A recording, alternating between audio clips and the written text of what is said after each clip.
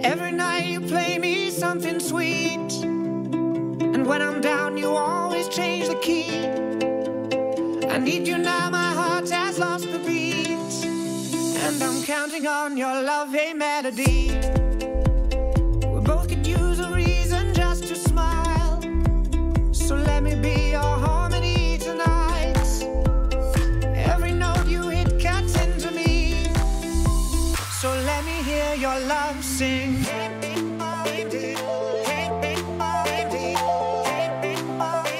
So let me hear your love sing.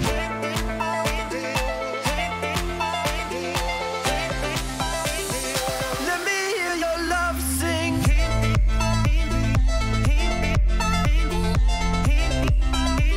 So let me hear your love sing.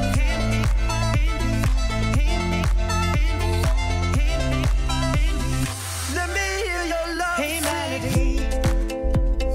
Every night you play me something sweet, and when I'm down you always change the key.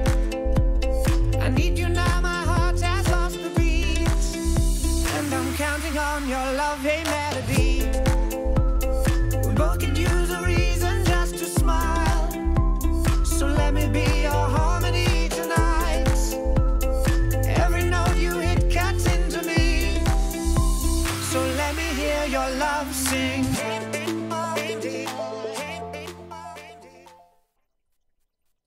SG에게 가운데에서 그렇죠. 가운데에서 그러니까 상대에게 안 보이게 하려고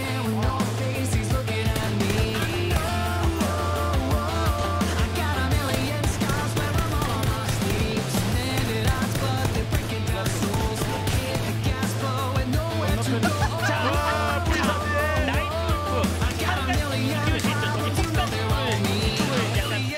약간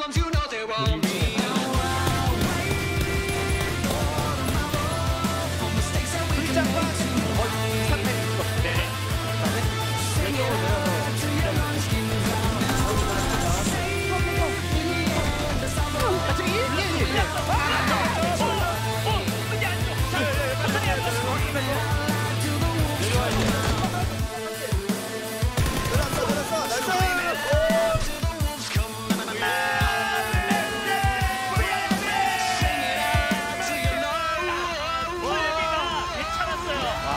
Let's get to work.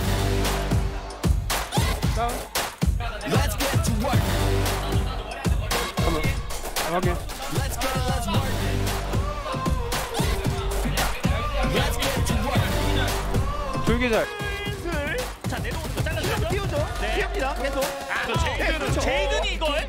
페인 털고 속 걸렸어요. 나오다가 네, 여기 치우는 거죠. 또 팀들이 있어요. 다시 한번 들어요. 네, 말씀하신 대로 그대로 되고 있습니다. 네. 자 오른쪽에서 오른쪽. 로하 이쪽을 탈환하면 네네. 저 람프 혼자 남았어요. 이게 달라지는데요. 네. 자 바뀌죠. 여기서 자, 한 명 더.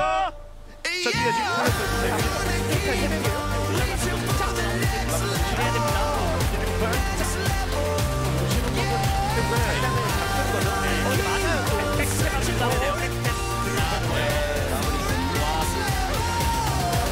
Let's get to work. Let's get to work. Let's get it, let's work.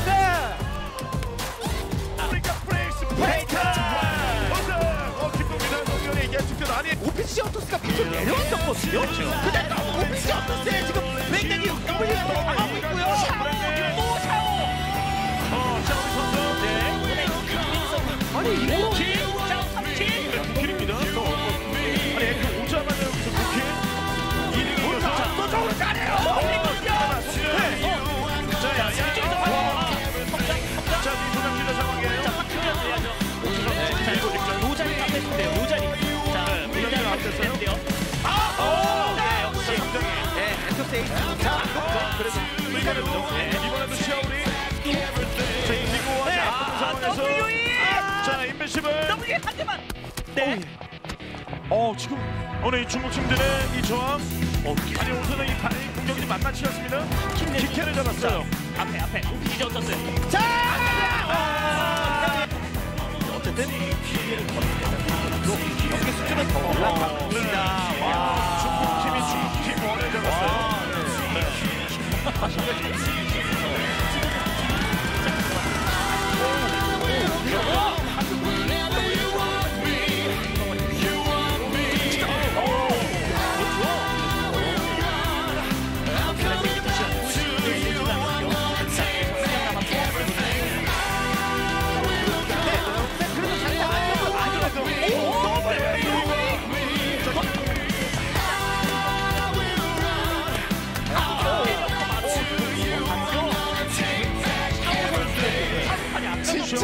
진짜 매섭네요. 더블이. 위험할 때마다 붙고 있습니다. 와, W 2등까지. 네, 여기서 수리방어 순방 네. 자, 연막탄 안에서 한명 붙였고요. 샤오리. 연막탄 지금 샤오리. You could save me, give a little heed to the heart that was born to run. Darling, lately I've been walking blind in the dark, never see the sun. You could save me, give a little heed to the heart that was born to run. It was love in a minute, God, I admit it. Let's make a break for the dawn. Be my baby. Keep me crazy. I've been walking blind in the dark, never see the sun. Give a little kiss to your heart. It was love in a minute, God, I admit it. Let's make a break for the dawn. Be my baby. Keep me crazy.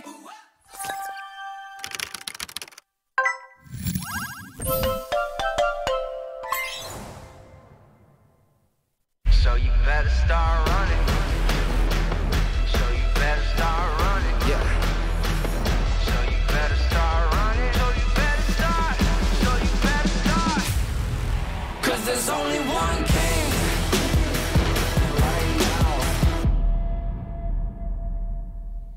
This is the war game. Can you hear the guns bang? Welcome back, ladies and gentlemen, to another day of the APL. This is Season 2, day number 4. Yesterday we had Groups A and C coming up, and today we will have Groups B and D on the way. Yeah, so we saw Kongdu. The two Kongdu teams will be here today, Right? as well as the two Africa teams. That's right. As well as the two Max Steel teams, as well as the two Lunatic High teams. Lunatics. Right. So we have a lot of sister teams That's here right. today. 4 sister teams for a total of 8 teams that have teams that they've practiced with, teams that they've played with. So a lot of knowledge going into, when they play against each other. Now they won't know who's whose, but they will know who is where in the standings, and that's where we can see right here. Of course, these are Groups A and C standings after yesterday's games, which do just reflect the nature of these two groups, not the other two groups that we'll see today. Right, Genji Gold on a hot streak here in Korea. 2 chicken dinners on day 3 of the APL. The overall top team from that day. Also in the PSS, we saw them be the overall top team from there.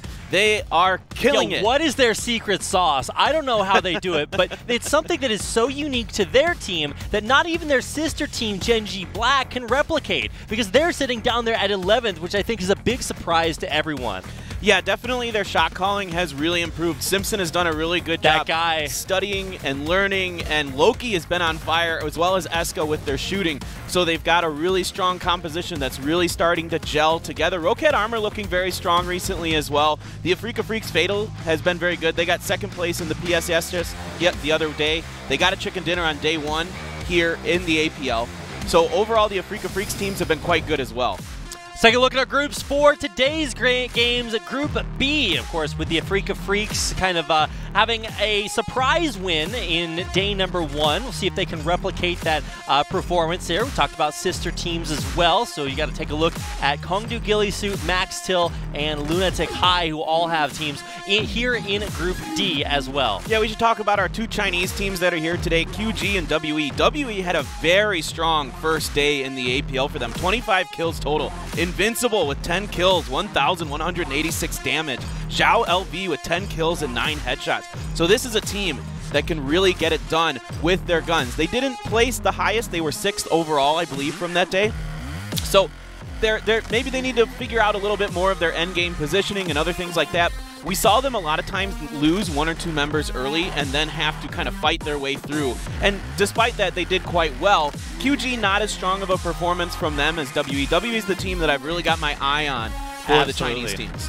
Right, I believe we had Snake TC last season that just really came out and impressed. We were like, wow, this is just really impressive. But for Team WE, I'm excited to see what they have to bring out here today. Maybe the QG Diners can dine on some chicken dinners here tonight. We'll see what they have to do. Of course, you're seeing on your screen both of the Africa Freaks teams playing today in APL. In previous interviews, they've said that they feel a little bit of pressure when it comes to playing in the Africa tournament because, of course, you know, they are their team, so they, of course, do want to perform very well. Yeah, one thing we should really highlight today, we are now on patch number 14. Patch what, Clinton? Patch number 14, Oh Raptors. my God, I'm so excited. This just totally changes the game.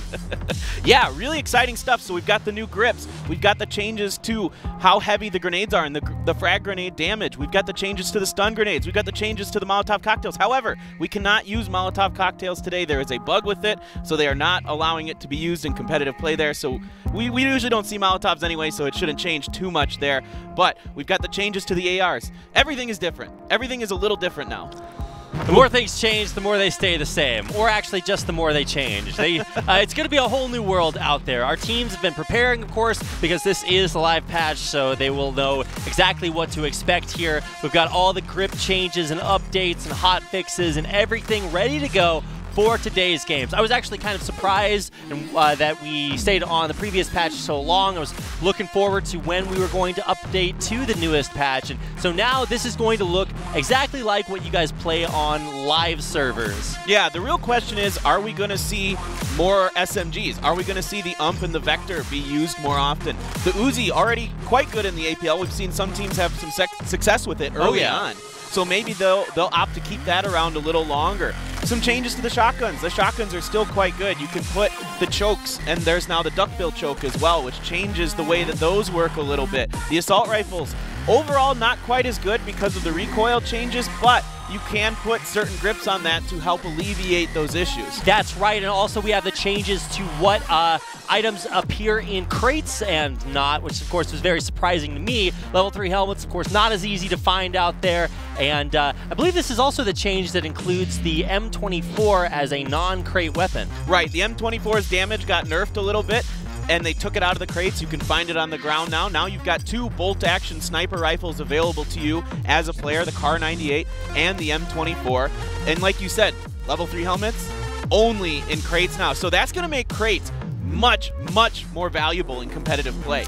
Yeah, absolutely. Of course, they're already valuable in every game that I play, but now we're going to see teams go for them a little bit more, hopefully. And so that can kind of form an extra objective. You don't always have to just rotate instantly to the center of the circle. Sometimes there's a couple of important things to pick up along the way. Yeah, exactly. I'm going to be really curious to see how these teams adapt to these new changes.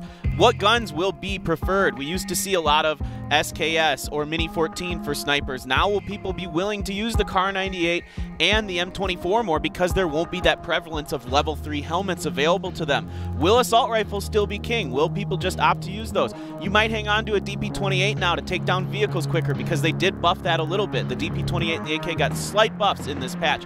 So it's really fascinating. I can't wait to see what these players decide to do. I mean, you're talking about DP28 AKs. Those are all 7.62. That ammo is a little bit heavier, and if you want to put it in a different gun, the SLR is also in the game. So this is just going to be exciting to watch. Cannot wait to get into our first game in round 1.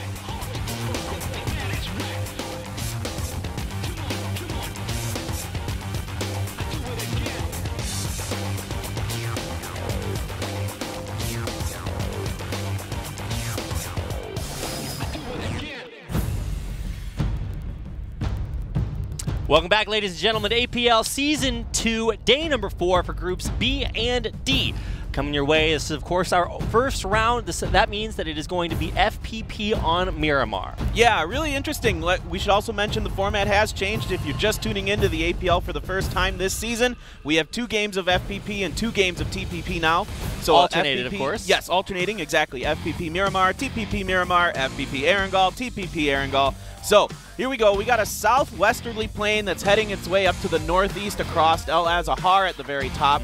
So pretty fair plane for the most part. It's going to be a little difficult to get to the top left corner compared, but the rest of the map is very much in play. Yeah, absolutely.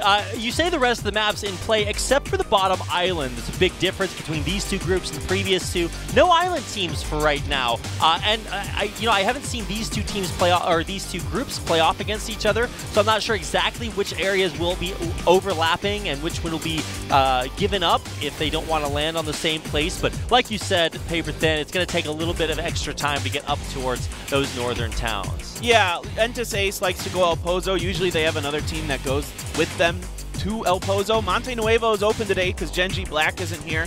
We will definitely see ROG Centurions going to Puerto Pariso, their favorite drop spot. Impala is open today because Genji Gold is not here. Looks like WGS is opting to drop at Impala today. Campo Militar is open because Quadro and Astric aren't here. So a lot of the normal popular spots are a little more open than usual today. Oh, but look at that circle spawn you can see on your screen here in just a second. We should show that. Yeah, it's all the way on the bottom. So this is a great circle for the flight path, but for all the teams that are heading north still to towns like El Pozo and La Cobreria, those are going to take a very long time both to get there and then to get back into the circle. Yeah, we've been getting a lot of southerly circles on Miramar this season of the APL. You need to have a circle weather forecast. It's like there's an 80% chance of southerly circles down alongside the bottom of Miramar. I don't know, something like that. Well, yeah, last season, the spring, I guess, was the season of like El Pozo and Monte Nuevo, kind of that area. We saw a lot of circles go into the northwest corner. Now we're seeing southeast be the popular summer location. Circle I guess because meta. they're the beaches there, of course, right? Oh, of course. You got to go to the beach during the summer. I mean, one of the updates was just recently announced at E3 is the kind of dynamic weather aspects that are being added to PUBG. So maybe we'll have weather that matches the actual weather in the world. Yeah. If you're playing in Korea and it starts raining outside, it starts raining in the game. Oh, that would be cool. If it rains in the game, it rains in real life. Everyone's already in their houses when it's raining anyway, so that. Oh, that's true. Perfect timing. Unless you're that rare guy that sets up a folding table on his lawn to play PUBG and get fresh air. Ooh, Taemin taking some shots here at Kongdu Red Dot. Nothing quite connecting, really. I mean, he gets one hit. You got to go for those shots, right? I mean, damage dealt is a stat that people track, so you always want to look good. And any like random headshot can just totally screw up a team's day. And you could already tell a little bit there from Taemin's shooting on this new patch that the recoil was definitely much more severe than we're used to seeing. Yep, especially with no stock or grips or anything. Yeah, exactly. And now the 5.56 damage has been lowered just a little bit, and 7.6 is a little bit stronger. That's why I was saying earlier that maybe teams might opt to take a DP28 or an AK, because they do a lot more damage to vehicles. You need more than one clip now, even if you have an extended mag with any of the 5.56 guns to blow up a Dacia versus the 7.6 guns, which you can do it in one clip. Unless you headshot the vehicle, and then it does critical damage, right? Love my vehicle headshots. A hallmark of my play. No, but I know what you mean. The 7.62, of course, is a little bit heavier, so you will need a bigger backpack. It's not incredibly difficult to find level 3s on the tournament server, but it means that ultimately early on, you can't just pick up a DP, load it up, and bust everything, because you'll just have to carry a lot of ammo. Yeah, definitely true as well. So there's a lot of inventory management that we have to do now in patch 14 versus the old patch. Now, in the old patch, you could just kind of throw a lot of junk in your backpack and just make it work. These days, you got to be like, all right, well, HE grenades are really heavy now. Yeah. So how many of those am I willing to carry? It used to be before you'd see teams usually with 5 or 6 on each of their players. Now it's going to be like, well, if you carry 5 or 6, you're not going to be able to carry a lot of ammo or smoke grenades or other things with you. So really interested to see how teams manage their inventory now versus the old patch. We're taking a look at OGN Entis Ace on your screen. You can see Christus, of course, one of their highest performing players.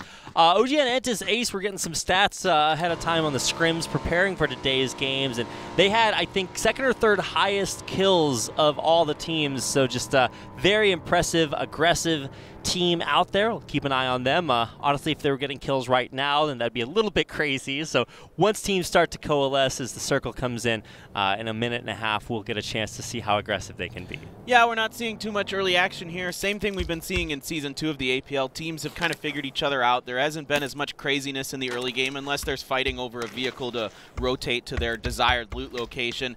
So I kind of like that. It means that teams are kind of like, you know, feeling this whole thing out and understanding it. Now we're also 20 teams instead of 24 this time around, which definitely gives them a little breathing room as well. One thing we should note, there is 79 players instead of 80, even though there are 20 teams, because Nightwolf only has 3 members as per usual this season. They're not allowed to make another substitution yet because of the rules.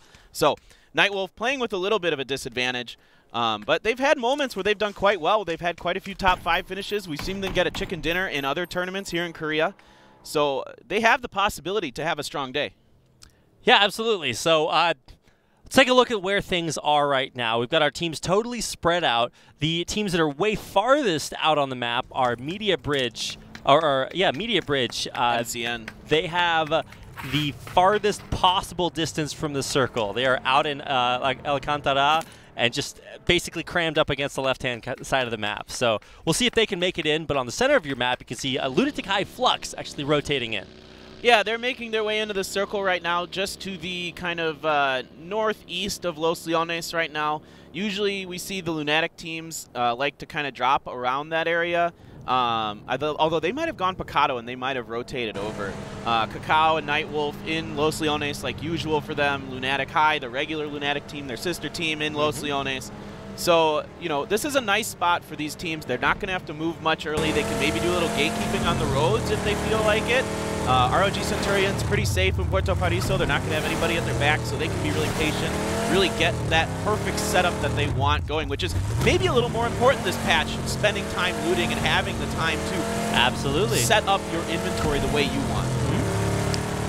And here we see our new vehicle. Yeah, our new vehicle and one of the teams that is new to this sort of top half of the standings, Maxwell VAP. They had an insane day 1. They picked up a chicken dinner, and I think they finished 3rd overall. 6th overall, okay. After both teams were 3rd their day, 6th after 6 is a number that is close to 3, paper thin. So I'll take a moral victory on that one. But yeah, they are rotating right in and taking some shots as they go. Yeah. Actually, that's WGS. Yeah. And they're not quite landing much. WGS, a team that had a pretty strong day on their first day in the APL. They ended up 13th overall after both the first 2 days were finished. So they're pretty solid all around. Nobody on their team is really flashy and just going to usually rack up like 10 or 12 kills like you might see Geekin do on Detonator or something like that. But they just have a solid all-around team. DG98 and Lambu both had over 1,200 damage on their first day. Shinon, we've seen a player be very solid as well. Each of their players had 4 or 5, 6 kills. So they're just a well-balanced team that just needs to find a way to finish out games and place a little higher. Their struggle has been in placements, not really in kills or damage. Of course, consistency is key. It's been a kind of topic of discussion. Just can you place consistently, not just get that one chicken dinner and then fall off afterwards? So take a look at ROG Centurion's Hunsok. Looks like he had an angle there, but I can't actually hear the bullet sound, so I'm not sure if he's going to be able to land any of these. Oh, that was close. Getting going a few for shots. Yeah, not quite landing. Oh, maybe one clipped a person, but he didn't get any head or anything like that. Ooh. There's some shots landing as Kiaogu's Shen takes a couple of nice shots, but he actually isn't able to finish anything off, so no deaths just yet. Yeah, Rage took a bit of damage there, so he's going to have to heal up a little bit. QG, one of our Chinese teams, they had a decent day one. It wasn't terrible. They had a decent amount of kills, kind of middle of the pack in terms of kills. The team under a legendary Chinese team, the Kiaogu Reapers. This is their PUBG team, the Diners. See if they can, like I said, dine tonight. Yeah, OPGG Hunters, a team that has disappointed recently in the Korean PUBG League. They're getting a knock there, but they're opting to not. I think they got the finish there, too. So they're going to move on. They've got the Murado, this new vehicle, very fast, very easy to control. What isn't this vehicle? I think the only answer is quiet. It is very, very loud, but it's very stable. It's very fast. It's very just overall, like, great. Handles so well. Makes you feel like a demigod. You're just driving around. Nothing can stand in your way. Except for a picnic table. Those things are invincible. Those are invincible. It's just like that in real life, too. I mean, have you ever run into a picnic table and won? No. Well, I have seen parks that have to bolt them down. Oh, so yeah. In So fact, people don't steal. Maybe that's what PUBG has to do as well. Otherwise, people just steal all the picnic tables in PUBG. Well, then you can set it up for cover, right? Oh, oh my God, it's so next level. You really are the future of PUBG strategy, Paper I Thin. am. That's true. This is very true. So we've got a couple teams that are opting to make some late rotations here. Media Bridge, MCN, and Team Wii, the other Chinese team that's here today. We've seen this be normal for Chinese teams, especially Wii. They like to make late rotations. They don't mind taking circle damage. They went all the way up to, one of their members went to Campo Militar. Otherwise, they like to go to Cruz de Valle. That's right. Invincible on Team WE is my kindred spirit. It's 20 minutes into the game, he's still looting Campo Militar outside the circle. We're only 10 minutes in, of course, almost 11, and now we're starting to see where the second circle will be. And it's a continually downward trend in the southeast corner of the map. This beach real estate's looking good today. So it's part of Puerto Paraiso is in this. Los Leones is still kind of in this, but I kind of like these southerly circles because we get to see a part of Miramar we don't normally get to see. We didn't get to see a lot of this in Season 1 of the APL. Now in Season 2, we're seeing this more mountainous, you know, much more vertical elevation changing areas. So I'm okay with this. This is really cool. We've seen some of these teams do okay. Nobody here has really gotten a lot of chicken dinners. We have Freaka Freaks Fatal had one. Media Bridge MCN, I believe, had one. Yes. Hey, man, getting some air. That is very impressive driving, but he stabilizes, gets out, and he's got some great high ground to work with here in the middle. Yeah, that's a nice little spot for them just to the west of Puerto Paraiso. They're going to try and maybe do a little gatekeeping, or they're just going to, they just decided they really like that location. It might be a location they scouted out before the game as a place that, okay, if the circle's here, this is a nice location that has some cover and some flexibility for us. Up with WGS, they rotated all the way in, or they're on their way in. They were, I believe, the team that took quite a, or no, it was their sister team. No, not sister team. Okay, I'm a little bit confused. I think I got them mixed up with MBG. But for, for WGS, they are in a pretty good spot right now, dead center in the circle. Yeah, exactly. So WGS doing a lot of damage, like I talked about earlier. A very solid all-around team. They just got to learn how to finish out games. That's been their biggest struggle so far here in the Korean PUBG League tournaments.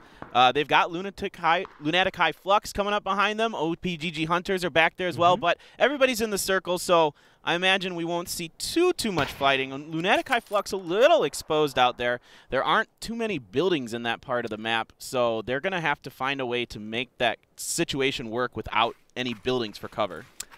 Okay, we've seen a couple of big things happen. One is our first kill. I didn't catch who that was, but the rotations coming in is the big deal. Media Bridge Gaming MCN finally having to rotate all the way down south and come in, but they're on the same road with Cloud9 and a bunch of the other teams like Hongdu, Red Dot coming in as well as Entis Ace. So everything's about to get a lot more hectic as the second circle is just so far south. Teams really do have to make the effort to head down there. Yeah, Entis Ace coming in. Team Wii still outside of the circle. The only team still taking some circle damage here, but they're making their way in now. Entis Ace playing it safe on the northwestern part of the circle here, not opting to try to make an aggressive move into the middle. We've seen them do that in the past where they make an aggressive move into the middle. It worked in the beginning of Season 1 of the APL, and as time went on, it kind of just worked less and less effectively. I think his other teams were kind of figuring out their overall strategy. But Tio getting into it with QG. Oh, QG, 2 knocks. Yeah, they're 2 down, so it's a 2-on-4 right now.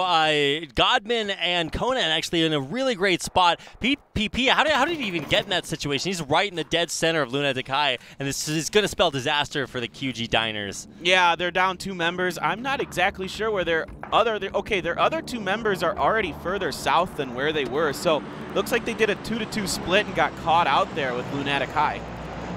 Yeah, watching Hunsock here for ROG Centurions. We'll see if he can land any shots. Unfortunately, trees are pretty good cover, so we'll see what he can do here. I think this is a 6X on the AK, so nothing like a long-range sniper rifle, so it's going to take a while to reach all the way there. Yeah, one thing we should also mention, those of you that have been watching Korean PUBG, Miracle is DDSG. He changed his name back to Miracle. So he was Miracle, then he became DDSG, now he's Miracle again. Just something everybody should know. Same guy. Yep, so if you're looking for the man with the big attitude, and he's got a fantastic hat on as well, that is Miracle now. So keep an eye on that. Now we've got a location of our next circle. It is even further south. Like you said, paper thin, that beachfront real estate's looking good right now. Yeah, definitely. So it mostly stayed center, but just went a little bit south, a little bit to the west as well. There's actually not too many teams outside of this circle right now, so not too many people are going to have to rotate. We've got 1, 2, 3, 4, 5 teams that are still out, 6 teams that are outside of the circle. The rest are still in. We still have all 20. So I don't expect there to be too much more action in the next 5, maybe 6 minutes. After that, things are really going to heat up after this next circle because a lot of teams are going to get flushed out of their positions. That's right. Eventually, we'll get a chance to see Kongdu Red Dot really come in and start to do something, but they haven't had a whole lot of action so far. What I want to see is a team walk up to Media Bridge. They have actually picked up a crate, so I'm guessing they might have gotten a level 3 helmet off of that, but they're tucked in this little alcove towards the southern side of the circle, and that could be really cool to watch later on. But for right now, on your screen, you're seeing Kongdu Red Dot. Come around in there. They are to the northwest side of the circle, and they're starting to take a lot of shots from the Africa Freaks. Yeah, they've been a somewhat consistent team, maybe not as consistent as we expected of them. In the past, they were quite strong. Recently, the joke has been that they get second place a lot. So they kind of play into it. They're like, we're fine with second place. That's pretty good. But maybe they can get a chicken dinner here. They're quite a solid all-around team. Usually their members style, clocky, do quite well. They're just an overall good team. And if anybody tries to challenge them at military base in Aragol, oh man, look at these shots. Gaydol is he's going to get 1 kill right there onto the OPGG Hunters. Elka going down, and it looks like this is just a feeding frenzy. Hana trying to land some long-range shots, but looks like the biggest kill is just going to be Elka getting taken out. Now, Taman, I believe, is down as well. Or one of the other Hunters is down there, and it's just Flux cleaning them up. Yeah, OPGG Hunters got sandwiched between a couple teams, Lunatic High Flux and DPG. WGS is over there as well. Lunatic High Flux might get into it with DPG. Yeah, it was Breakneck. WGS. It was Breakneck that was down. He gets killed. Taman now down. He's going down probably. There's only one other guy there to save him.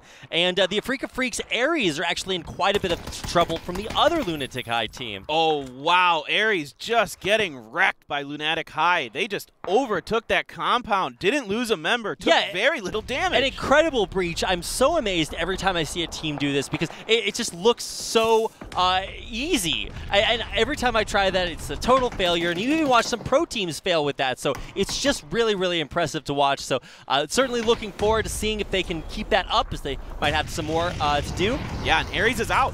That's all 4 members down for Aries. They go out in 20th place. They're our first team eliminated today. They somehow got a chicken dinner on day 1. Well, they're going to have to work a little bit harder to get that. Climbing back from last place finish is just so hard to do. Yeah, that's a team I expected bigger things from. They seem to be improving as time went on, but here's Astron getting shot. He thought he was doing the shooting. Instead, he gets shot. So an instantaneous smoke thrown down by his team members. They're going to try to go for the res there. Who is that? It was Cacao that actually got the takedown. Yeah, Black Bean's got the SLR. Arguably, I think maybe one of the best guns in the game in this patch. That gun is so good. It is a laser beam. It does so much damage. It is a semi-automatic sniper. One of my favorite guns in the newest patch. DMR. Technically a DMR. Yes, technically. But no, I know what you mean. It's just very good. Now we're actually watching Lunatic High Flux take a lot of problems. Actually, Mira, with the car crash, takes himself out, or knocks himself out, rather. And that means that WGS are going to take the rest of the team out. That's it. Yeah, Lunatic High Flux goes down in 18th place, it looks like. WGS doing a good job with their teamwork. As I've said earlier, they do good in the early part of the game. They're a solid all-around team. Now they just need to find ways to make their positioning work at the end of the game to pick up chicken dinners. Yep, so we've already seen 3 teams be eliminated paper thin, and that means that really the action is starting to heat up here. It was a little bit of a passive start, but as we near this 20-minute mark, teams are just dropping like flies.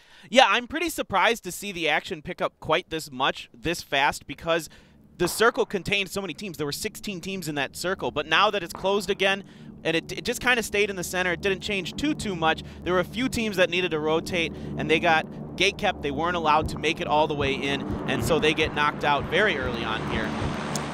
Battle between WGS and ROG Centurions. Now we're going to check in with Hyman to see what his part of this battle looks like. You can see him with WGS in his sights, but looks like they actually do have a pretty good position there in that compound. Yeah, it looks like DPG might opt to push the last, I don't know if there's 1 or 2 more members of QG left. There might only be 1 left here. They want this compound. It is not strongly defended. In fact, Lin is just opting to just leave. He knows. Right. He knows. And the circle's coming too, so they got to go. Yeah, I think they recognize it. It's not even worth kind of breaching that. But, oh, the return fire. Lin turns around, and while he might have been running away, he does get a knock. Of course, unfortunately, he does go down there. Killed off. Not the final member of his team, though. Yeah, there's still 1 more member of QG left somewhere on the map. Oh, he's outside of the circle, way on the southern beach. He's got the beach real estate going, but that's no longer in the circle, so he's going to have to make his way in to try to eke out the best finish he can for QG. Now, as soon as this blue circle closes, it's going to start to deal a ton of damage, so you really cannot stay out there for very much longer. Look at Hancock, man. He is cocking and unloading all over DPG, almost single-handedly taking them out. Wow, some really nice shots from Hancock. Just landing those headshots and absolutely mowing DPG down. They go down in 17th place. Meanwhile, Suck landing some nice shots on the Kongdu Ghillie Suit Hyper, and he gets taken down. Yeah, Suck actually helped Hancock out a little bit in that takedown, but the real story is the positioning. Cloud9 Korea is just in an insane spot, and look at how many shots they're able to get down here on the Kongdu Ghillie Suit. Yeah, they're right in the middle of the circle. They have a really nice position kind of on the side of the hill here. As you can see on the right-hand side of your screen there. Now they're taking shots at Kongdu Ghillie Suit. Oh! How do you hit the head there? Suck's too good. A great position and even better shooting here for Cloud9, who find themselves in the center of what could be one of our final circles. Yeah, we've seen them struggle with this in the past with positioning, but today they made it work. They found a nice central location, and they're able to hold it quite well. There aren't any compounds really in this part of the circle, but there's quite a bit of undulation in the terrain, so you can make it work pretty easily. It's a little more difficult in first person than third, but overall, so far, they're doing a good job of it. Certainly are. Lunatic High, of course, a team that we followed before, but now they have to work on getting into this circle as they try. But I don't know, Azran, he's still trying to break into Centurion's compound. No, he tries for the grenade, but that's not going to beat a gun in your face. The grenade, though, does get the counter knock there, so it's a little bit of turnabout. It's fair play. Yeah, Hyman didn't know where that grenade went, and he got knocked, and then they got the kill as well. And now Hunsuk getting knocked. Miracle, the last member standing for ROG Centurion. Is this a turnaround? What on earth? This is sick teamwork also from Lunatic High. He sacrifices, being alive to get knocked, and then his teammate has his back there. A beautiful, beautiful performance. What you're seeing right there on your screen is Black Bean and the rest of Cacao taking out Kongdu Red Dots, so one of the Kongdu teams already out of the tournament. Yeah, here we're seeing Blossom, a team that hasn't done too well in the APL. They finished 5th place in the PSS. They're in a battle with Wii. They get 2 knocks, and 1 member of Blossom is knocked as well. Yeah, Jan, the last member for We here. He does need to either get some reses off or come back in a clutch position. This is like Revolutionary War firing lines. Both teams just standing up and taking shots, and it looks like that's not working out for We. Yeah, both teams are outside of the circle, more or less. Blossom's, one of their members is inside the circle. Sanjuk and CCJ are inside the circle, so We's going to have to make a big play here because the circle is closing. That's right, one member left alive. Another one just actually killed there. Kiaogu actually out of it already there, and Kakao will follow them. Yeah, here we're jumping back on with Blossom. Jan trying to make his way out, and it looks like they were able to get Star-Lord up as well. Now, that's not the Star-Lord from Active Stars Red. He's That's right. A different Star-Lord. It's a different Star. That's oh, Star-Lord 007. It's all Marvel's fault, Paper Thin. They're doing this to us. They're too popular. I know. Well, this is Blossom. You might notice that they have Sanjuk and Alldog there. Made a slight substitution before today's games, but they are actually making it pretty deep in. The teams are almost making it to top 10 as We goes out in 13th place. Yeah, we're seeing our next circle here. Still C9 in the circle, so they're in quite a nice position. They have a lot of teams behind them, though. Oh, catch. Got greedy looking, took a little bit too long, got knocked, and now he's going to need his team to help him back up again. Yeah, it looks like they're going to be able to get it, but they're getting pushed by Max Till Mad as we speak. There's not much time in this circle, so a lot of these teams are going to have to be rotating in, and C9 is kind of right in the path of quite a few of these teams on the southern end of this circle. That's right. They might be in a good spot, but they have a lot of contesters for that King of the Hill. So that means their defenses will have to be good. They look good right now, but there are a lot of angles that they have to cover. Oh, Miracle, the last member standing for RG Centurions, and he goes down. That's a 12th place finish for the Centurions. Again, look at what Lunatic High, they did the same strategy. They send the members in, they get knocked, but they still get the kill. They communicate to the team, and they'll be able to get back up again. Now, you know, they'll go down a little bit faster the next time they get knocked, but it's still a strat that seems to be the way that's helping Lunatic High get so successful. Yeah, 5th place overall in Season 1 of the APL, a very strong team, multiple chicken dinners in Season 1, so they're definitely capable of getting it done. They didn't have the greatest day one for them. They were in the bottom half of things, but maybe they could turn around. We've seen them be capable of being a very strong team. Meanwhile, C9 still holding this here, but now they've got Blossom coming up on their other flank. They've done a good job protecting against Max Still Mad, but I don't know if they're ready for this. Max Still were the team closest to them in the circle, but actually C9 is moving down a little bit as Media Bridge, MBG, and Blossom push in onto C9's position. Yeah, Blossom takes down Eureka, but Suck and Catch return the favor to them. Oh my god, Catch so low there, and actually Catch, look, he's going to turn it back around. He's mowing Blossom down one by one. Media Bridge and C9 take them out. And now Media Bridge, MCN coming up as well. C9 doing a fantastic job protecting these pushes. Man, I'm just so impressed there by Cloud9's defensive capabilities. I mean, they might only have 3 members left after everything, but they're still alive, they're still shooting, and MBG still can't find a real berth in this circle. Yeah, grenades coming out now, and that does a little bit of damage to carry out. Now remember, grenades don't knock you anymore in this circle, meaning they don't push you. Grenades used to push you, and that's where they did a lot of their damage. Now they just do static damage. We're seeing WGS up on the screen getting a lot of kills on the Kongdu Ghillie suit. And this is such an exciting position from C9. They are doing such a brilliant job of holding this. Crucially enough, Dingception, no scope on his AK. That thing is hard for me, at least, to fire down iron sights, but I mean, that's what he's doing, and it makes it look good.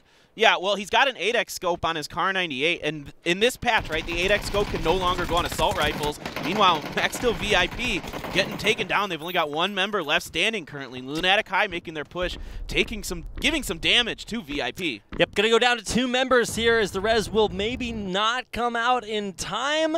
Didn't see the drop there, but yeah, Lunatic High, one of our final teams here. Looks like they might be able to get that res up. They are pinched at the north side of the circle. Right, our second to last circle here has WGS making a rotation in there. Wow, attack die with some nice shooting onto Sato. Meanwhile, doing some damage to CQDS as well. He gets knocked. Oh, that sucked getting that knock. Right. Cloud9 are putting up some highlight reel plays right now. The defense of the circle is just so good. But somehow, WGS has actually rotated around them into the center, and now it's Cloud9 that have to push through them. Yeah, there's only 1 member of WGS in the circle, and Cloud9 just getting a knock and a kill. 2 more kills onto WGS, but DG98 returns the favor with a grenade. It's Suck gets knocked. Suck will get knocked there, but he's got 2 team members right there. Dingception on the res should be able to pick him right back up again. Wow. This is really interesting. C9 doing a fantastic job. If they can get that res onto Suck, they are in a great position to finish this game. Them and Lunatic High both have 3 members. Same thing with Media Bridge MCN, who do maintain a spot on the eastern or the western side of the circle. They do make their way in, but now Cloud9 has to get Dingception and Suck in as the blue closes in. Yeah, here we go. Most teams have kind of found a spot on this circle. C9 still trying to get completely in. They've got 2 members in. They're looking to make that last member get into that circle. And we, oh, got that catch making a push. He's going for the shots there. He knows Lunatic High are in a weak spot. Lambu just sitting in smoke as Dingception runs right by him. Might try to push in, but doesn't know that Lambu is there. Yeah, Lambu, I'm not sure he knows that Dingception is there either. He might have heard the footsteps, but there's so much going on. It's really tough to tell. Dingception now using Lambu's smoke to heal himself. What? Oh, will they see each other in time? This could be so crazy. Dingception's right there. Does Lambu see him in time? Lambu? Okay, now he hears him. Yeah, they're right there, but oh no, Lambu, no more smoke, no more life. And WGS are out of there. 5th place finish, and not a bad finish for WGS. A top 5, good for them. Media Bridge, MCN, 2 members left. Oh, a nice shot onto Balp. Tacti getting that takedown, and now there's more. Balp, though, getting killed means that he's not going to be in the game anymore. Our final 3 teams are going to be Lunatic High's Conan off on the edge, and then Cloud9 and Media Bridge MCN doing battle in the middle. Yeah, Conan's a single player, so he's just going to wait this out and let these 2 teams fight each other. A nice knock from Suck, and he gets the finish. Some really good shooting with the Scar there. It's coming around the corner with that 4X on the Scar and getting a nice knock, or kill rather, to take down Attack Die, who's living up to the last half of his name as he comes into our final 6 players. Lunatic High trying to heal outside the circle. Can Conan keep his team's chances alive? He needs to move in, but it's all about Cloud9 and MCN in the middle as Lunatic High's Conan goes down to give us our final 2 teams. Yeah, Media Bridge MCN opting to just hide behind this hill and wait. Try to let C9 come to them. Use the defender's advantage here. Carryat spreading out a little bit. Seiwoo going for the grenade onto Catch. Yep. Frag out. Does Catch take damage? No, it does not look like that was anywhere near. Carryat's got a bit of an angle here onto Suck, but he's got to be worried about this flank. Oh, the shots come through. Seiwoo's so low, but he's still alive. He's the last surviving member of Media Bridge. This looks like things are coming up all Cloud9. Dingception coming around looking for an angle as Suck runs forward. Yeah, C9's got to be careful here. There's 2 members up. Oh, they both stand up. Suck gets knocked, but it's enough. The match is over. And this is a round 1 chicken dinner for Cloud9 Korea. Yeah, a big win for C9. They have been struggling lately, not just in the APL, but across the Korean tournaments. They needed this. Their confidence was getting a little low. I could kind of see it in their faces in the games, like after them and before. Look at this. They are very happy, high-fiving, looking good. 7 kills for Suck in that round. What a monster. Finally, we get to see a great performance from Cloud9 PUBG Korea. These guys looked very strong in Season 1, but they didn't really ever have that, I don't know, that magic that puts them up around Gen G's levels. This season, they also didn't look incredibly incredible, but with a chicken dinner, that's already their best placement so far. Yeah, exactly correct. They finished really well in the group stage during Season 1, and after that, since then, they really haven't done much. Right. Anywhere. And so, really good to see them get a chicken dinner. They're coming back. This is a strong team, a lot of really good players. They're definitely capable of ripping off wins. So, really exciting to see this. That's going to do it for our first round. I hope you guys are enjoying the PUBG action here because we'll be coming right back with round 2 in just a minute.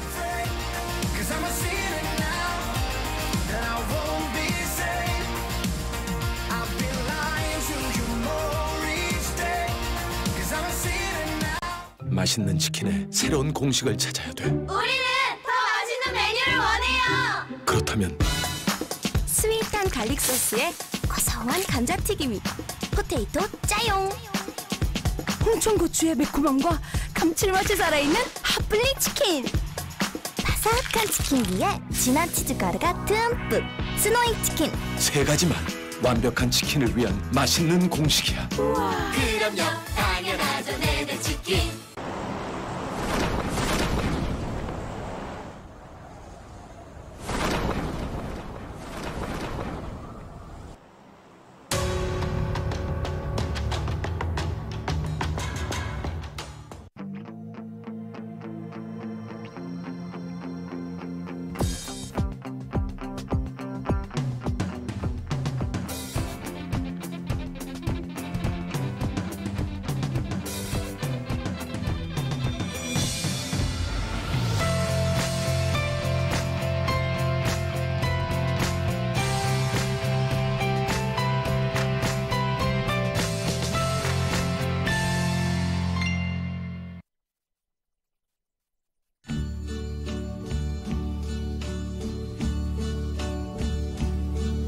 And now the end is near, and so I face the final curtain.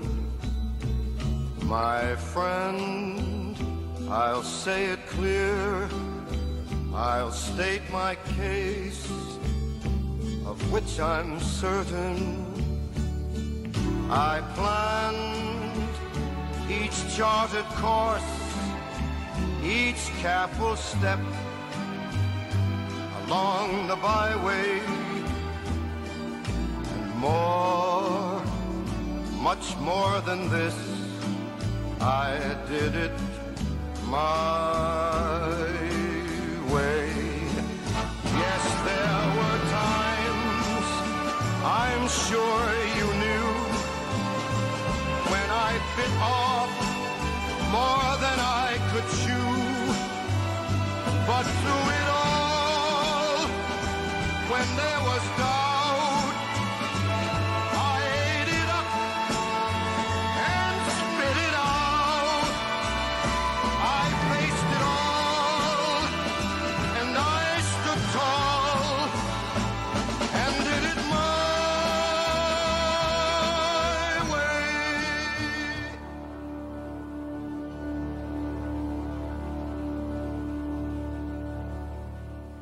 맛있는 치킨의 새로운 공식을 찾아야 돼. 우리는 더 맛있는 메뉴를 원해요. 그렇다면 스윗한 갈릭 소스에 고소한 감자튀김이, 포테이토 짜용.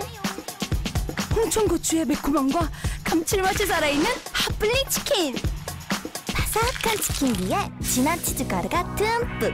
스노잉 치킨. 세 가지만 완벽한 치킨을 위한 맛있는 공식이야. 그럼요, 당연하죠, 내내 치킨.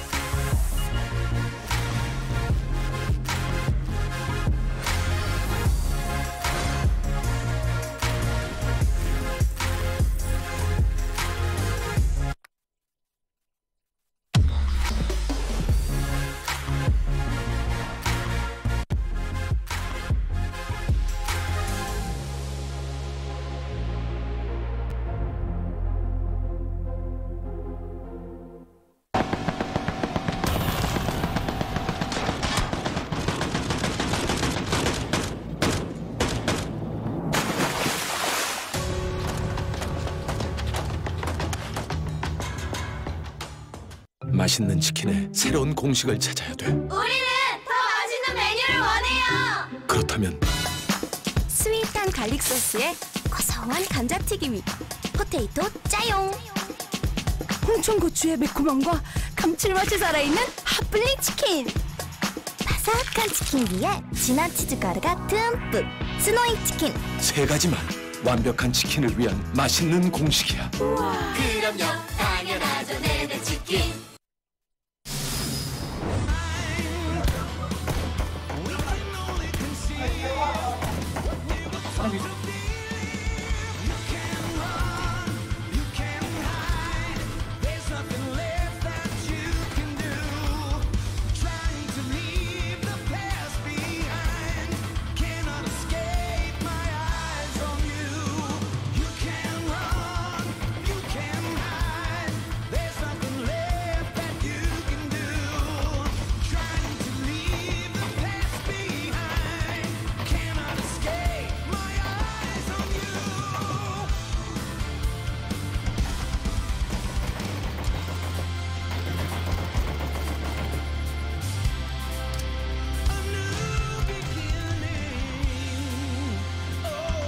왼쪽에 3명, 오른쪽에 3명.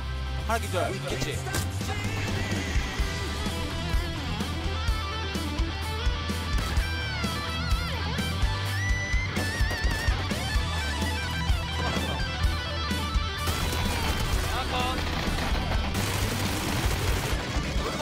멀리서 멀리.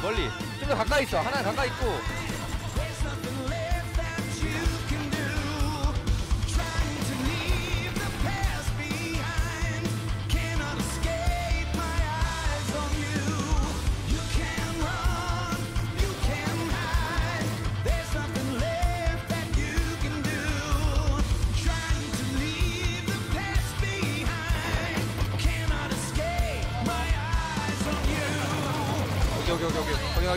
여기.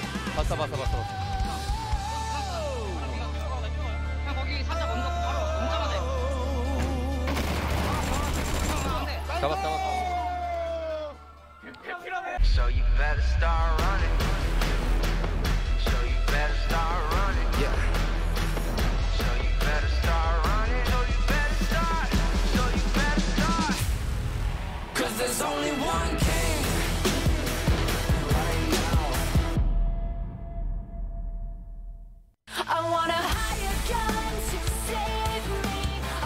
Welcome back, ladies and gentlemen. Cloud9, PUBG Korea, there on your screen. They finish in first place with a Nene Chicken Dinner for round one. Their highest placement so far. It's good to see them back on top.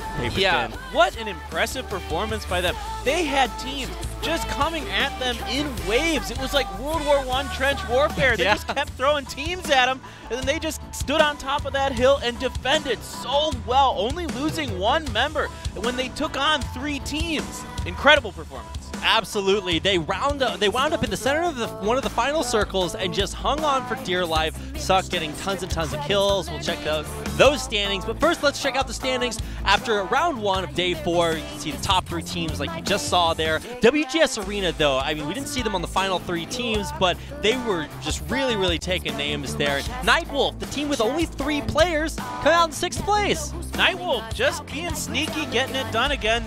I've seen them play really well on Miramar. I feel like they have a good feel for this map, especially because they only have 3 members. It's a little more exposed in some ways, and they make it work. So really impressive to see them continue to do that. WGS, a good finish for them. I talked about earlier that's the key to them improving as a team. They need to place higher. Max Till VIP had a nice finish as well, and Media Bridge MCN, our 2nd place team. So really exciting round. We're seeing some teams start to do a little bit better that we're not used to.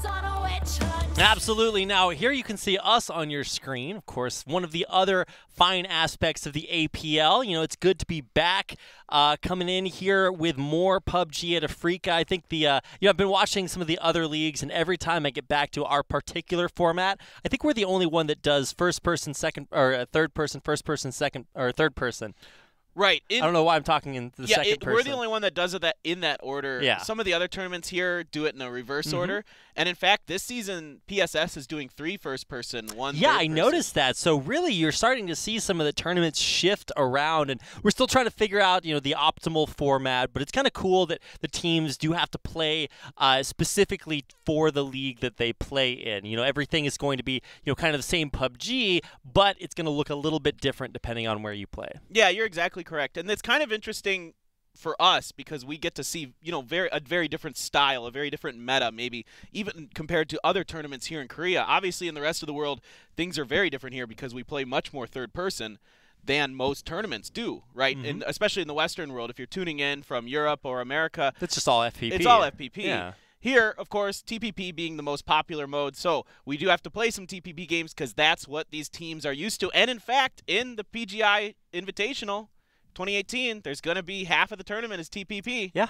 So I guess we talked about maybe some of our Asian regions that prefer third-person perspective with a few minor exceptions, you know, having to learn first-person. Well, it's the same thing on the other side. So if you're getting ready for PGI, you're going to start to see some global teams from, you know, America and Europe look to maybe practice their third-person maybe a little bit more. And everything, of course, all coalesces at PGI, so you're going to want to keep an eye on your PTPs. It's the Pro Tour points to see where your favorite teams are ranking as we get ready for that final tournament.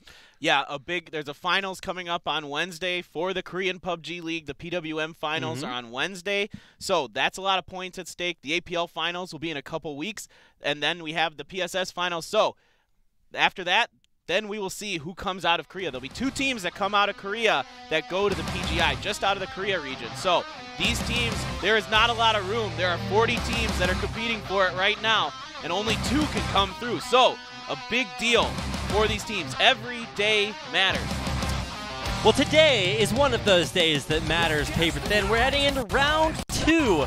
Getting a chance to look at Max Till, who did place very highly along with Lunatic High, team that did well last season, but are really trying to step it up this season. Glad to see them with a high performance, but curious to see how things will change as now we head back out onto the same map, Miramar, but this time going to look a little bit different in third-person perspective. Yeah, definitely, and I'm really curious to see where our circles go, because we've been getting mostly southern circles here on Miramar, which has led to some really different games than we're used to seeing on Miramar. Normally we end up kind of out maybe in the desert or something like that. It's very bland looking and that kind of thing, but the southern part of the map has a lot more soft cover. It has a little more elevation change than the rest of the map mostly does. So, kind of interesting stuff. Hits these days, man. A 6th ceremony there from Kongdu, and of course this is ROG Centurion on your team. Champions of other tournaments, can they find their championship here? We'll see as we get into game or round number 2.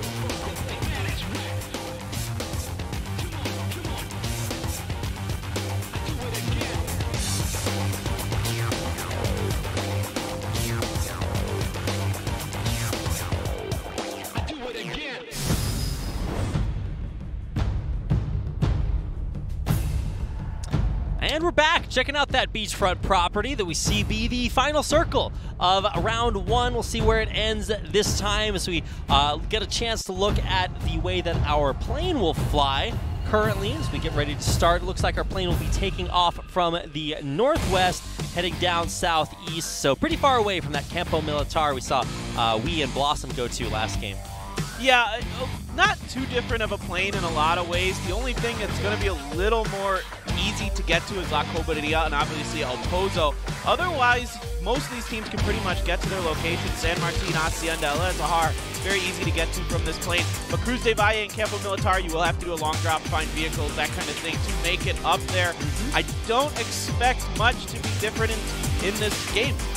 So the real victory in this game comes from Media Bridge for MBG MCN. Wow, that is just a mouthful to say. They had to go a very long distance to push themselves up against the western side of the map. That's where the plane starts this time, so they will be the first team down on the ground to get that loot going on. Now, granted, it might not be that great because you're looting small shacks on the western side of the map, but Alcantara will be their place to start as the plane finishes on the eastern side of the map. WGS finally, I think, the last team to drop out. Yeah, so Media Bridge MCN, an interesting team to talk about. 2nd place finish in Game 1, starting up in that same location. Alcantara. Is that Alcantara? Yeah, Alcantara. Alcantara, that's right. Well, I mean, there's no accent on the end, so it's a little bit different. But either way, that is going to be their starting place on the west-hand side. Yeah, but they finished 2nd place, so making a nice rotation. They were a little late. They took a little blue damage early on, came in through that road kind of by Monte Nuevo, and then just kind of snaked their way in and just kind of played that edging strategy that time. And it worked out for them because they had a couple other teams that were fighting C9 on the way in and kind of acted as a buffer and allowed them to get that 2nd place finish. Yeah, their circle, or their positioning there is actually really interesting to me because the circle is going to look the same way exactly here. So they're going to have a ton of practice. If they do everything that they did last game, this game, it's going to look remarkably similar. Where the top 2 finish, you want it to.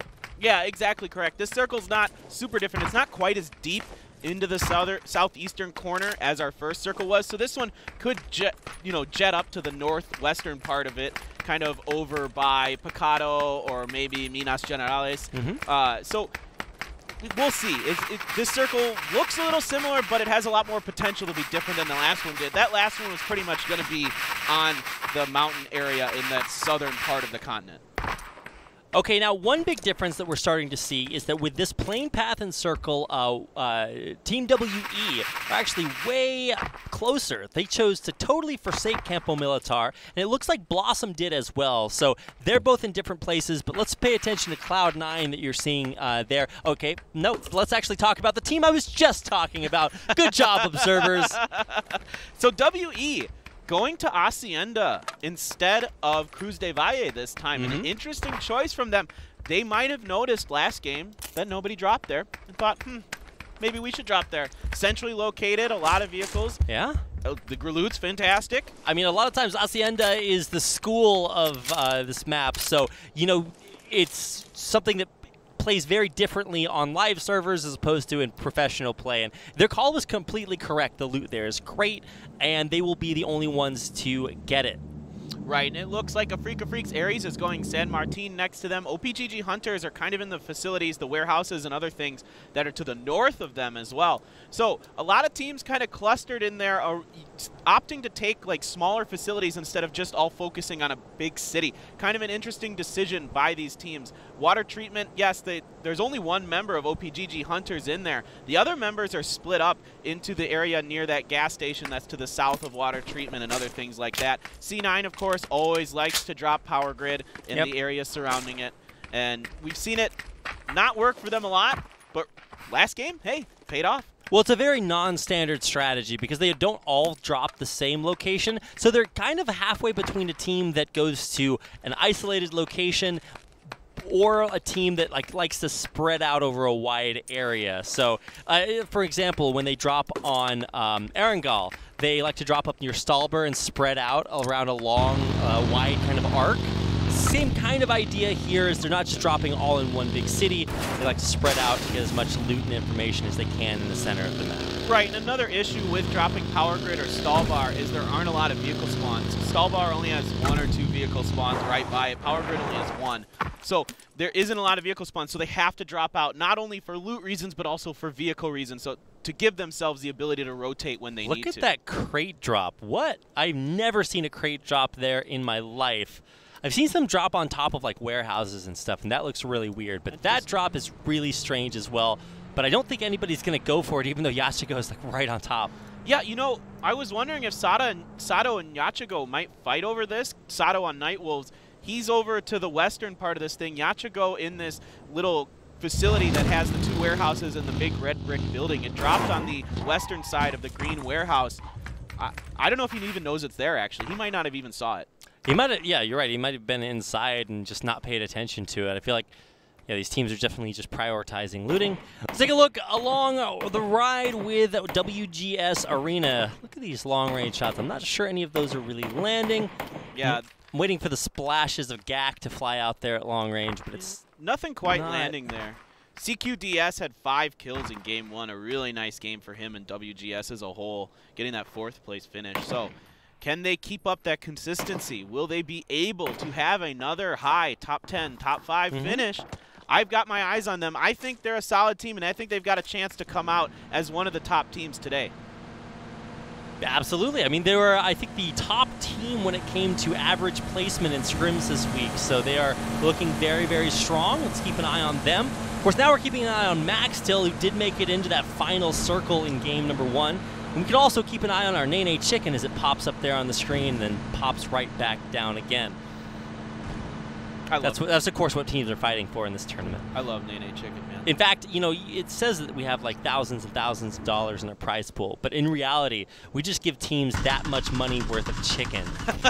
It comes in a truck all the way to their house. Yeah, I would totally take that. If I could have 10 grand worth of chicken, just put it in my body. Let's take a look at these long-range shots from Hong Gildong, who somehow finds them. I don't know how you land those shots on the Mira, who's like in the most narrow cover of his life.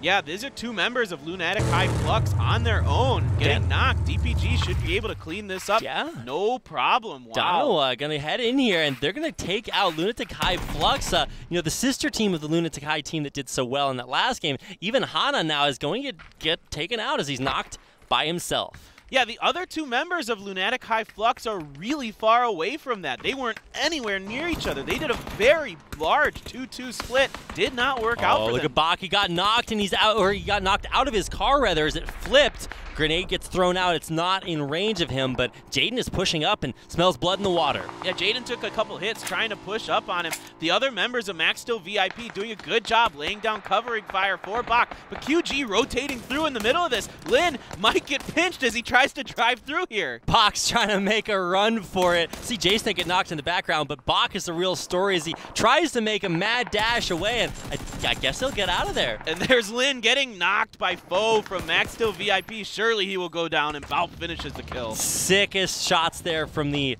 field of Wii. Of course, Foe in there getting a nice knockout. I don't know. I'm used to FOV, but there's another little V right next to it. W, of course, the letters should be called double V. But we'll get into that conversation later. Showing that they were right up there at the top of kills in the last game. A very bloody game for Max Till.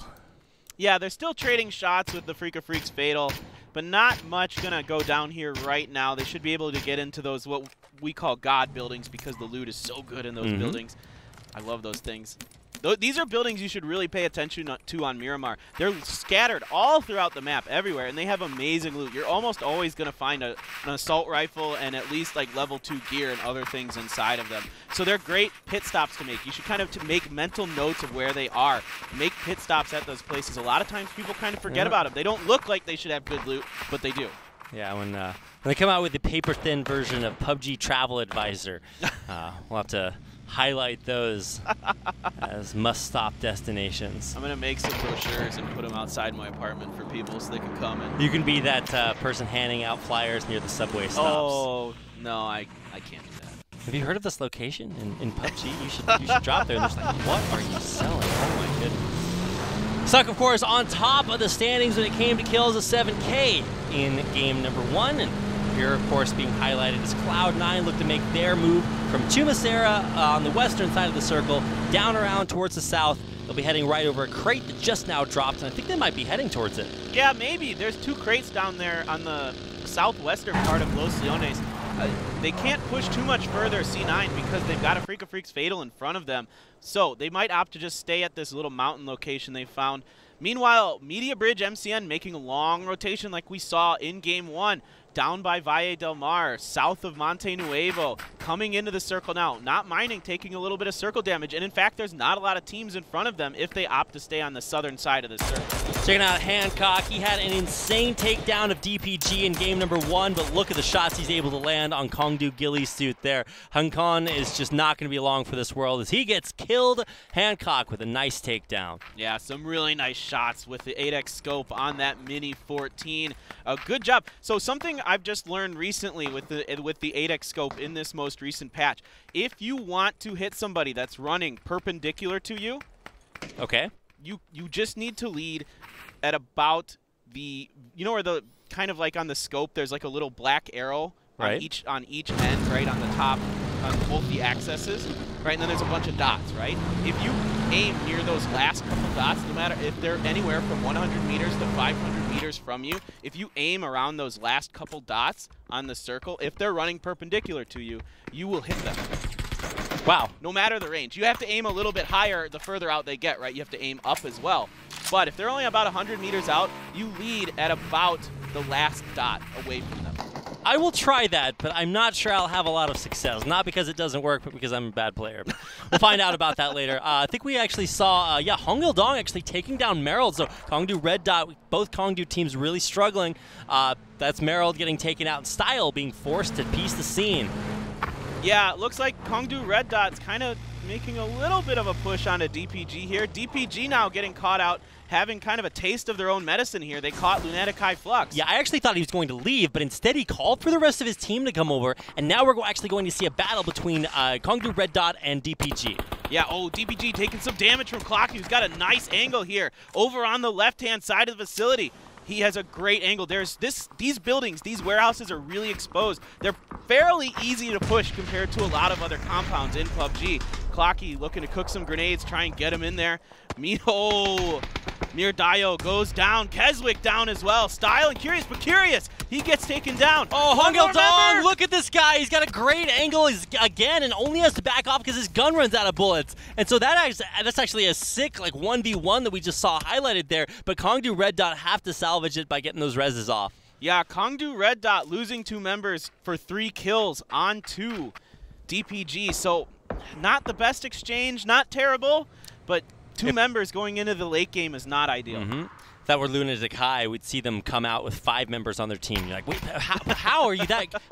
You're supposed to, what? But yeah, it didn't work out quite so well. Still a win in the end, but a little bit messy. Yeah, exactly. Here we see Catch from C9. Looks like they're finally kind of making their move onto AfreecaTV's Fatal. The circle has closed a little bit, but it's pretty much in the center still. Not much has changed. Most of these teams still in it. There isn't going to be too many rotations that need to be made.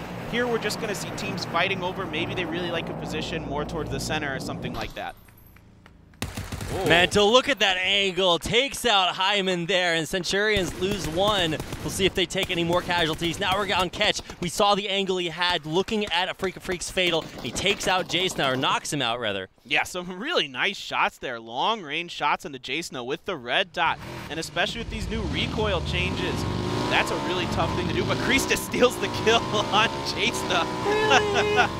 Really? Hey, that's 15 points, man. If that comes into play later on, I will be sure to mention that. Oh, yeah. Yeah, Christus, of course, pretty much the #1 player, the MVP for Entis Ace. Yep. He's really strong, a really strong Slayer, always up there in our top players for kills. I love to watch him play. He's very, What is very this sharp. that we're seeing on our screen? That is the weirdest scope that I've ever noticed. It's a 4X scope, but it looks like there's a bit of a... I want my scopes to look it's like a holographic 4X scope. It just, Okay. like, floats in the air. Shh, you're giving away next E3's announcements. All right, well, we got a chance to take a look at them. Now we're moving to Blossom, who are way in the middle of the field. They circled the wagons and throwing down some smokes as well, so they will be in a nice spot. Yeah, we making their way into the circle as well. They're already in. They didn't take as much circle damage this game, opting to make a bit of an earlier rotation than they did last time. They're up by the graveyard there, so they're in safely right now, but we're about to get our next circle here very shortly. Here we go. And this circle is more inland. So last time we had some beach circles. No, this is going to be northern Los Leones kind of area around La Bendida. As the circle closes, we'll see it's actually towards the western side, so completely cutting off the west or the eastern part of Los Leones. Yep, and here we go. Teams are already making their rotation. C9 already making their rotation to the western edge of the circle, but we've got Entis Ace over there. WGS taking some shots at Blossom as they make their rotation way on the north part of the blue end of the circle. They might run into We up there. Yeah, the Freaks were actually trying to take a couple of shots at C9 there, but Cloud9 have actually stopped themselves a little bit off towards the western side as the blue closes in. So, or when the blue closes in, they will try to make their move as I guess they're trying to scout the area out. But look at Clocky, Kongdu Red Dot. They took those early casualties like we mentioned. So I'm actually curious to see how much deeper they can go with only 2 members. Yeah, it's going to be really difficult for them. The good news is that they're in this new circle. They're on the edge of it. They've got some teams rotating in. They might have to fight somebody who opts to try to take that facility. They'll be at a disadvantage even with the defender's advantage. This is third person as well, just a reminder. So, if you look around corners, do some sneaky little stuff like that. Lamatan getting knocked and taken out. DG98 is trying to make a rotation, but he might not be able to. Retry down at the rock. Yeah, he's okay. He's okay now. WGS trying to set up here, trying to get some angles onto Lunatic High Flux. Yeah, meanwhile, ROG Centurion making this rotation right by Cacao. Where are these guys going? They literally run right by Cacao, and I don't think they're going to get punished. No, they just run right through. Well, Hunsuk gets knocked. Oh, Nightwolves are going to mow them down, though. Look at that grenade. It's I believe that was a knock, from Yachigo. Yeah. Hunsuk got pinned there, and those really nice grenades came in. Yachigo going to go clean this one up. Should be pretty easy. Comes around the corner, takes him out. Very nice. Very nice job by Cacao there. Playing a little spoiler for the Centurions. The Centurions struggling again today. They're already 2 members down. So it's been a little bit difficult for them. Blossom trying to get into this. They're already in the circle a little bit, but they're not very deep in it. Max still mad playing defenders in this position. Hancock is watching what Blossom are doing, and while he might be scratching his head and talking about how bad they are at driving. He could just be keeping an eye for the rest of his team. Say, hey, Blossom are over here. Let's keep an eye on them as they try to get towards the center. Yeah, Kongdu Gilly stood over here down to 2 members as well. So both Kongdu teams down to 2 members early on in this game. And oh, Voichi does manage to get a headshot, but can't quite get the knock onto Sonic. These angles the pro players find in PUBG, just incredible to watch. So Hancock's going to keep those pot shots coming while he communicates with the rest of the 3 members of his team. So wanting to blow this car up so they can use it for static cover. Don't have to worry about getting taken out by a vehicle explosion. Yeah, exactly correct. A little bit earlier than we see a lot of teams destroy their vehicles. Oop, Asran. Okay, got hung up a little bit there. I was a little bit worried we were going to watch that thing start spinning out of control, but nope. Now Christus is finally caught Cloud9 as they look to make their big rotation towards the center of the next circle, which is once again in the northwestern part of the previous circle. Is Cloud9 run in unscathed, or they drive in unscathed, and Entis missed their opportunity. Some drive-by kills. Yeah, Entis is a little split up here, so I would be surprised if they keep this strategy going for much longer. I expect them to rotate in and kind of group up and take the rest of the match, as a 4-man group. We Invincible putting some shots onto Phenom from Kongdu Gilly suit. He got a couple to connect, but he just took some shots himself. AfreecaTV's Aries have a nice little facility on the edge of the circle here. C9 setting up just to the west of them in a little valley there. Hope we get a chance to see what more of this circle looks like from the air so we can talk about it strategically. But Cloud9 have made a big push over all the way from the very westernmost part to the easternmost, and that means that they're going to be in a prime location to gatekeep the Freaks, Kongdu Red Dot, and WGS. Yeah, there's still a lot of teams who need to make their rotation here from the southern part of the circle. The northern edge is the thin edge here, so it's not quite as far to go. OPGG Hunters, some of their members are out in Picado taking damage outside of the circle as well as taking shots from Weez. Blossom are trying to run by Gilly's suit, but they lose Sanjuk. He gets knocked out of the vehicle, so that's going to be a very difficult situation. We'll see if they can throw the smoke out and get the res off. Looks like that might be possible. Yeah, I think they have maybe just enough time to get this done. The circle is closing, though, so they're going to have to make this really quick. They're already getting to one of those circles that does quite a bit of damage. So Blossom, I think they can get Sanjuk, but I'm not sure if they'll be able to get back into the circle without taking some significant damage. Didn't talk about that pop-up on the screen. Centurion out in 19th place, paper thin. Ooh. These guys are champions of other leagues, and now they're really struggling here. Yeah. Not the finish they wanted. Oh, I'm sorry. Blossom's in the circle. I was wrong there. They are in the circle already, so they're good to go there.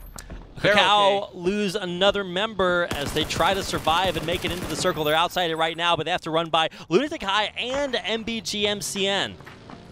Yeah, the circles, they're pretty far outside of it, so you can see that circle's ticking down pretty quick. You see Max Still Mad, Uri taking some damage there as well. Lunatic High Flux outside of the circle. OPGG Hunters managed to get into the circle. They took a little damage, but they're doing it.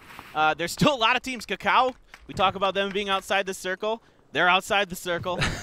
We're watching Uri on your screen. His teammate Hancock just got killed by WE's Star-Lord. So that's only 2 members left for Max still, as they're still trying to deal with Lunatic High Flux. You can see retry behind a car.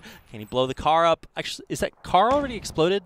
That car's already, it's dark. Yeah, it's dark, so that was my analysis as well. It's like, that color is darker than before. Maybe that means it's exploded. I don't know. I'm going to guess it was, otherwise he wouldn't be so close. The wheels getting popped there. Maybe that'll give Yanni a nice opportunity to get some kills there. It looks like he might have gotten 1 knock through all of that. Hard to say for sure. I didn't see it pop up on the kill feed, so I'm not sure, but a couple of members did get knocked from the blue circle closing in. Yeah, so Yoni's got 7 first aid kits there, so he can hang out for a while. But Lunatic High still all 4 members up, but they're just on the edge of the circle here. Yep. So their sister team just getting eliminated. So 16th play or 18th place for them. 18th place. Media Bridge MCN outside the circle as well. You can see Kakao down there on the right-hand side of your screen. They're out of the circle. So WGS chilling outside of the circle as well. Teams playing a little different this game. We're seeing a lot more teams stay outside of the circle, opting to kind of wait to make their rotations, let the other teams fight to make their way in, and then try to take advantage of the chaos. Well, speaking of chaos, we're looking at smoke, wrecked cars, and death on your screen. It's a lot of chaos there. C9 in a great spot.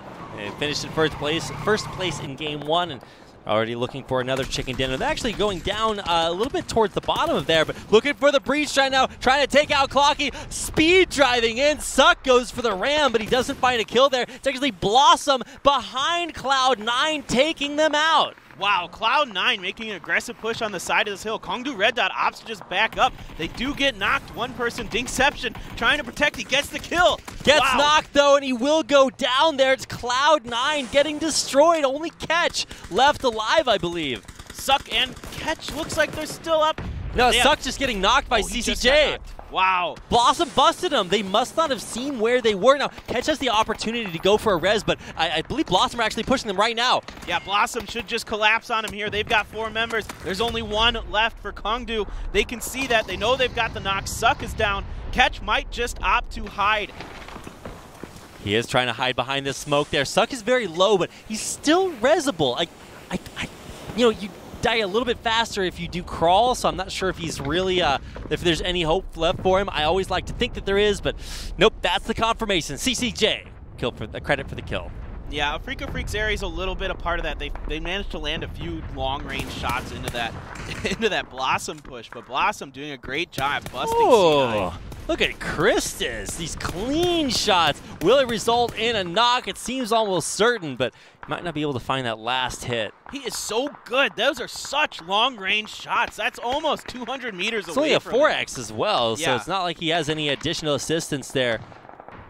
Entis Ace has a great position here. They're the only one with a facility in this circle. They've got this U-shaped building and the green warehouse to hold. AfreecaFreaks Fatal on the outside of them. Kongdu Red Dot still got 2 members up, so they're managing to make this 2-person thing work so far, but next circle's about to come. All right, look at Christus. He goes for the aim duel, gets knocked, and might actually get taken down. He's got the low side of that cover, so he'll be able to crawl back to the rest of his team, but that's a risky situation for one of our most entrenched teams. Yeah, AfreecaFreaks Fatal kind of on their eastern flank here, looking to push in. Ooh, a nice stun grenade. Now remember, stun grenades got a buff in this patch. They do stun you, quote unquote. They're more like flashbangs, but they do make noise in your ears as well. For a longer distance, and if one lands behind you. It used to be that if the stun landed behind you, there was a pretty good chance it just didn't affect you. Now if it's within, I think it's about like 3 or 4 meters or something, the flash and the stun will at least affect you a little bit. If it lands right in front of your face, it's really powerful. Yeah, you're going to be useless for a while. You better just start spraying and praying, because that's about all you can do. Right, and there's an animation that goes with it. The character animation moves like it's disoriented a little bit. Yeah, so it's kind of cool. Moves like the people I play with when I match on.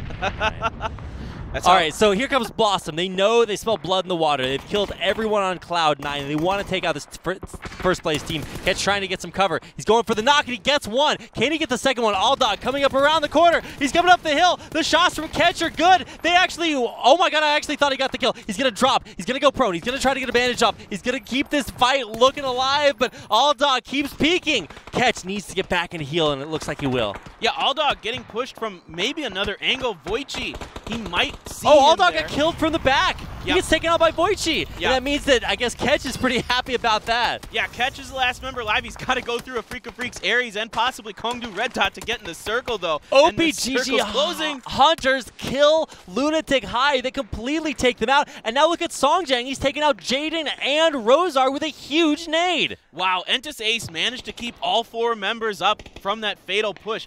Oh, Catch! Catch! He doesn't see Nungil! No! Nungil was sneaky! He was hiding by that down, or the buggy off to the side, and he gets a cheeky kill there to eliminate Cloud9. And he gets another knock on the Clocky. Clocky outside the circle, surely going to go down. As he does, one more member of Kongdu Red Dot left. Godmin gets knocked by the circle as well, or taken out, killed by the circle, excuse me. Nungil taking some shots, trying to make a rotation here. It's a really exposed position. He gets knocked. Surely he's going to go down. Daehui, the last member of AfreecaFreaks Aries. Our Team WE, the last surviving, so it's Team WE and Entis Ace that both have 4 members left alive right now. So, I mean, they're just playing this impeccably. Look at what great positions they're in. Entis, the last compound, they're in the circle as well.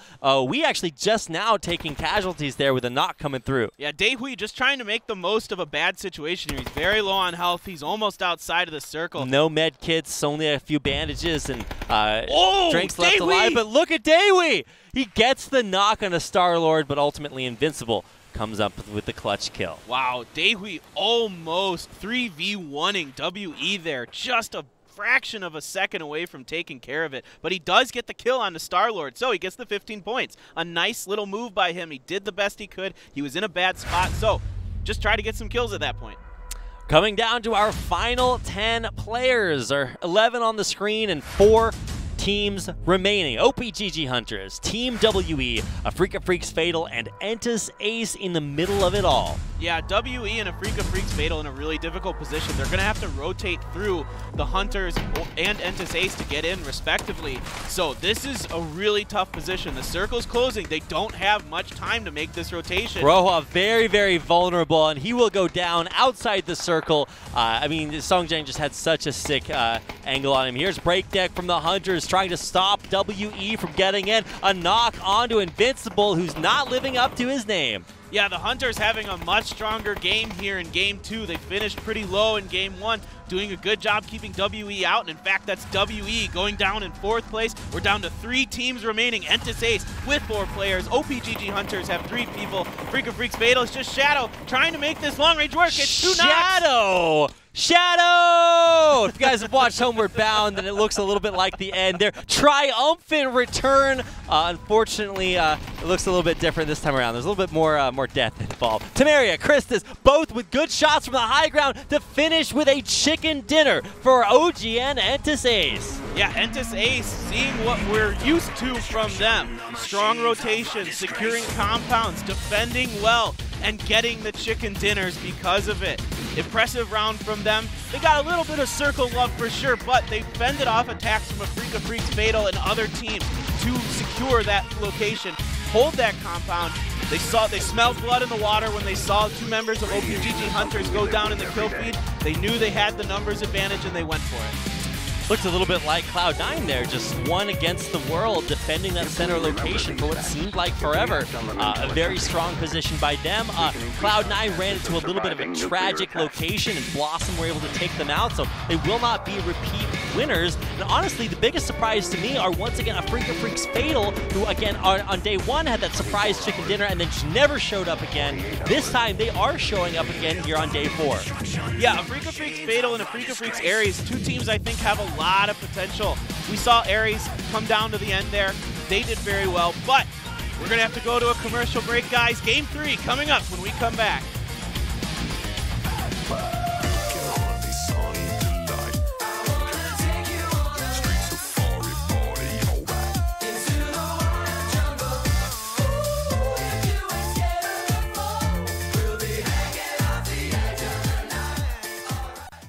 맛있는 치킨의 새로운 공식을 찾아야 돼. 우리는 더 맛있는 메뉴를 원해요. 그렇다면 스윗한 갈릭 소스에 고소한 감자튀김이 포테이토 짜용. 홍천고추의 매콤함과 감칠맛이 살아있는 핫블리 치킨. 바삭한 치킨 위에 진한 치즈 가루가 듬뿍. 스노잉 치킨. 3가지만 완벽한 치킨을 위한 맛있는 공식이야. 그럼요, 당연하죠, 내내 치킨.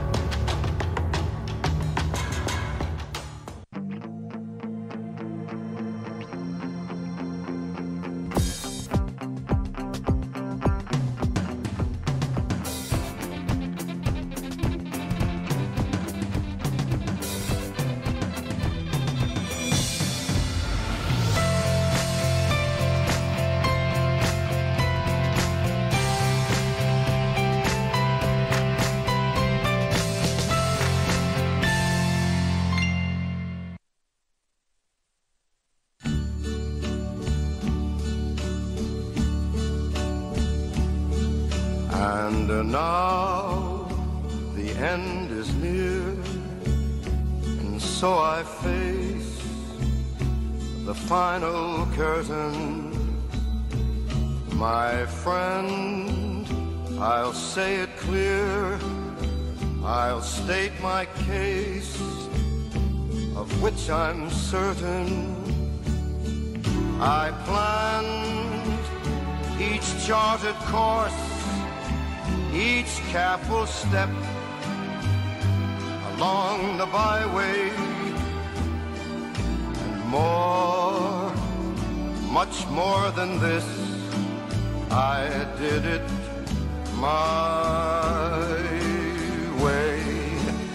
Yes, there were times, I'm sure you knew, when I bit off more than I could chew. But through it all, when there was doubt, I ate it up and spit it out. I faced it all, and I stood tall, and did it my way.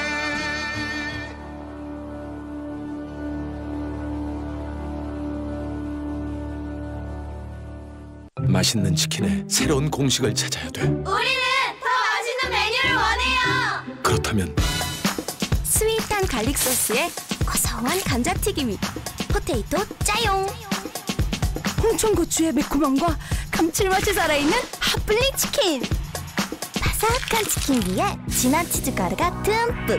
스노이 치킨. 세 가지만 완벽한 치킨을 위한 맛있는 공식이야. 그럼요, 당연하죠, 내내 치킨.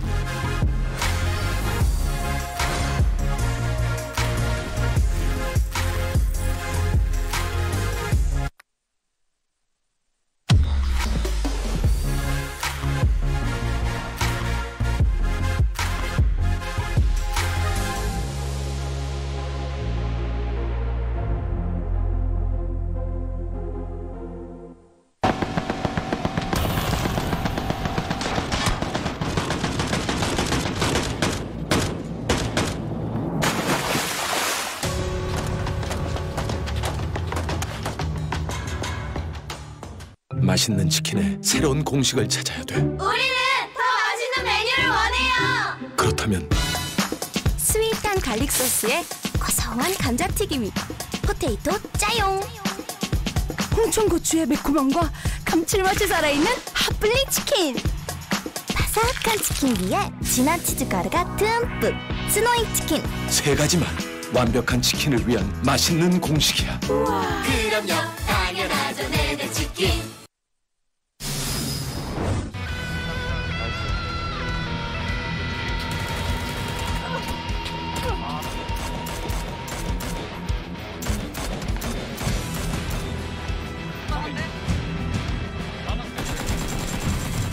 기절.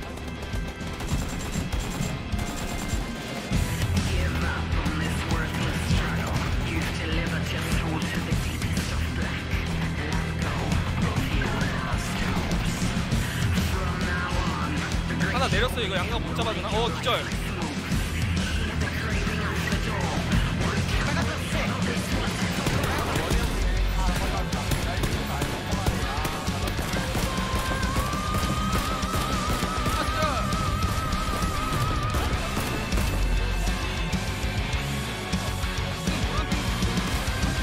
그리고 기절. 그리고 기절.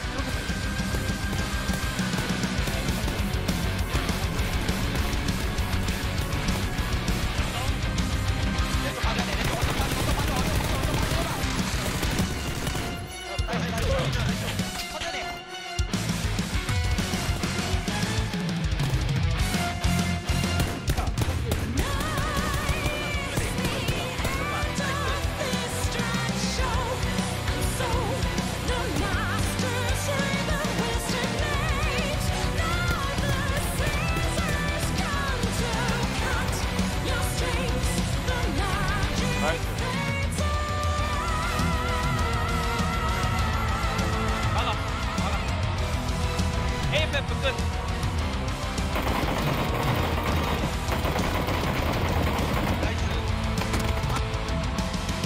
오케이 그냥.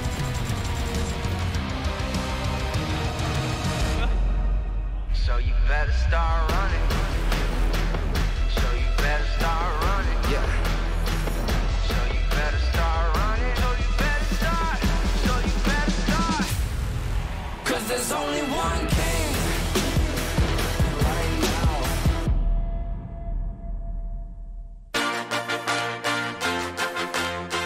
Welcome back, ladies and gentlemen, to the end of our first half. We're done with 2 rounds. That means it's time for some winners' interviews. Of course, with our MC Lee Hyung-kyung. Let's hear what the player has to say. I believe it is going to be a representative of Cloud9. This is Suk. So hello.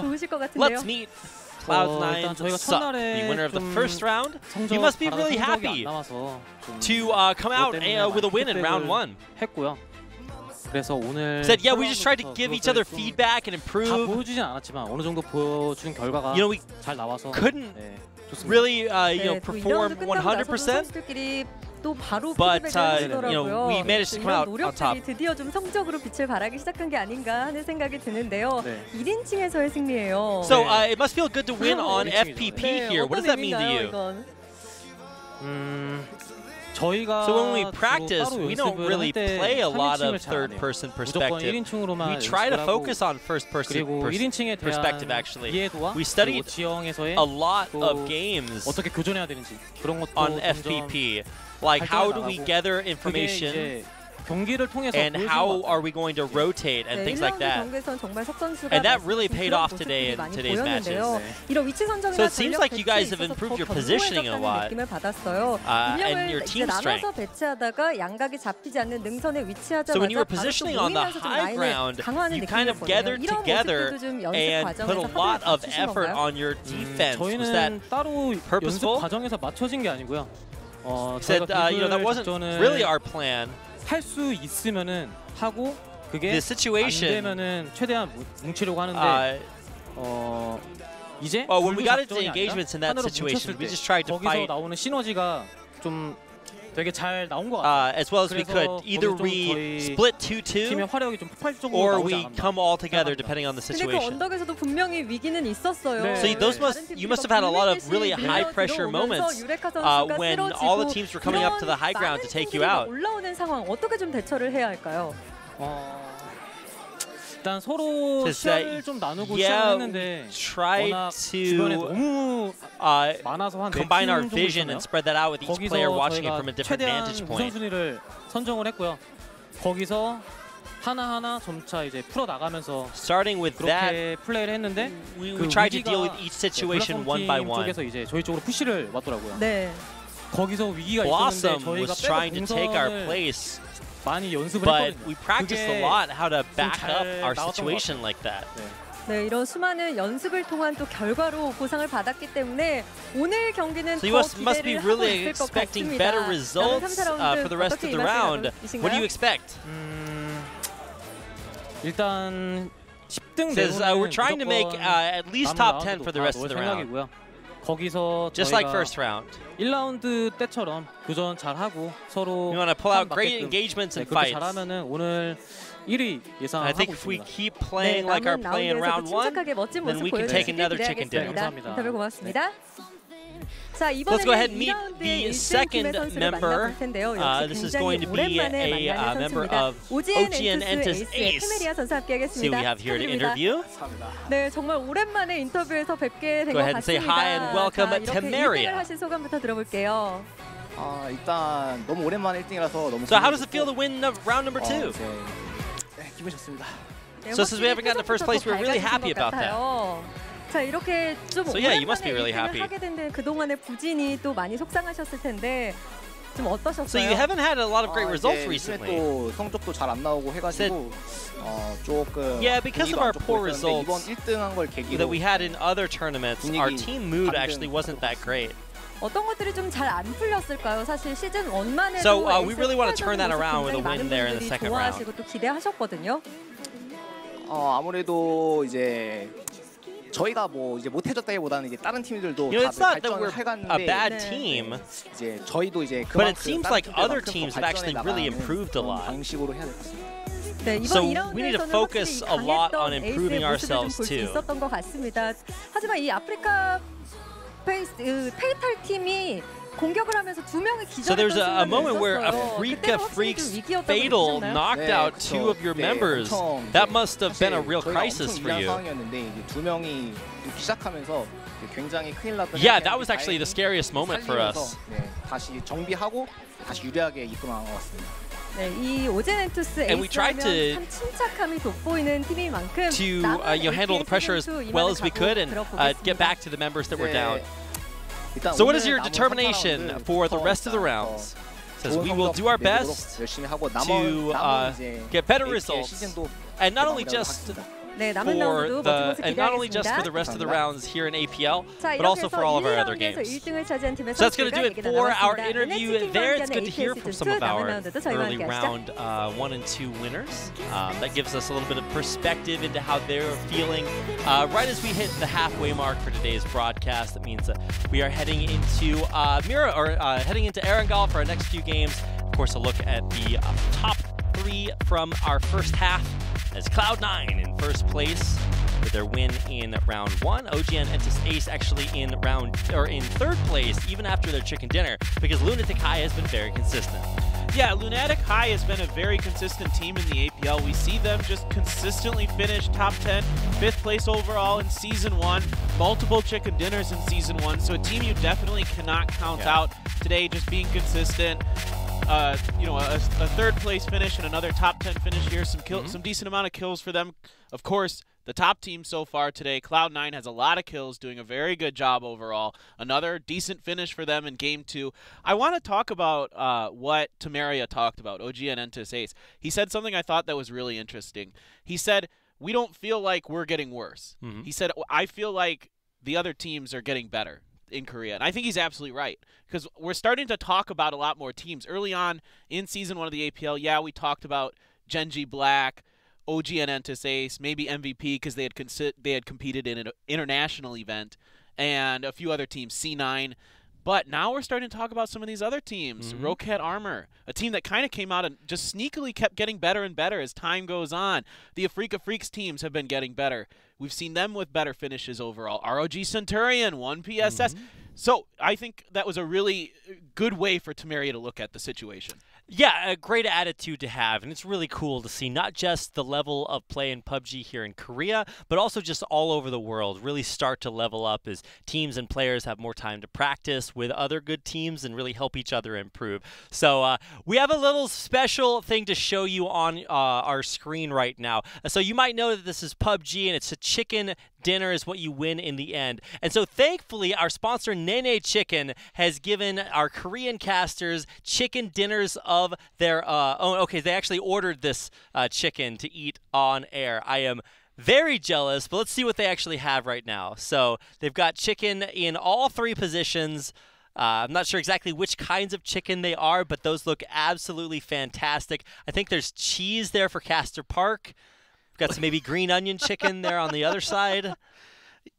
Yeah, green onion chicken. Very delicious. Cheese, and then I'm not sure what that is like on fried the other chicken side. On the right side? Yeah, it looks like maybe just regular chicken there. Yeah. I don't know. Maybe these are chicken that tell stories about the caster's personality. I don't want to go too deep into it. What are their blood types? No. But yeah, some really cool different kinds of chicken there. Of course, Nene Chicken, a great tie-in to PUBG.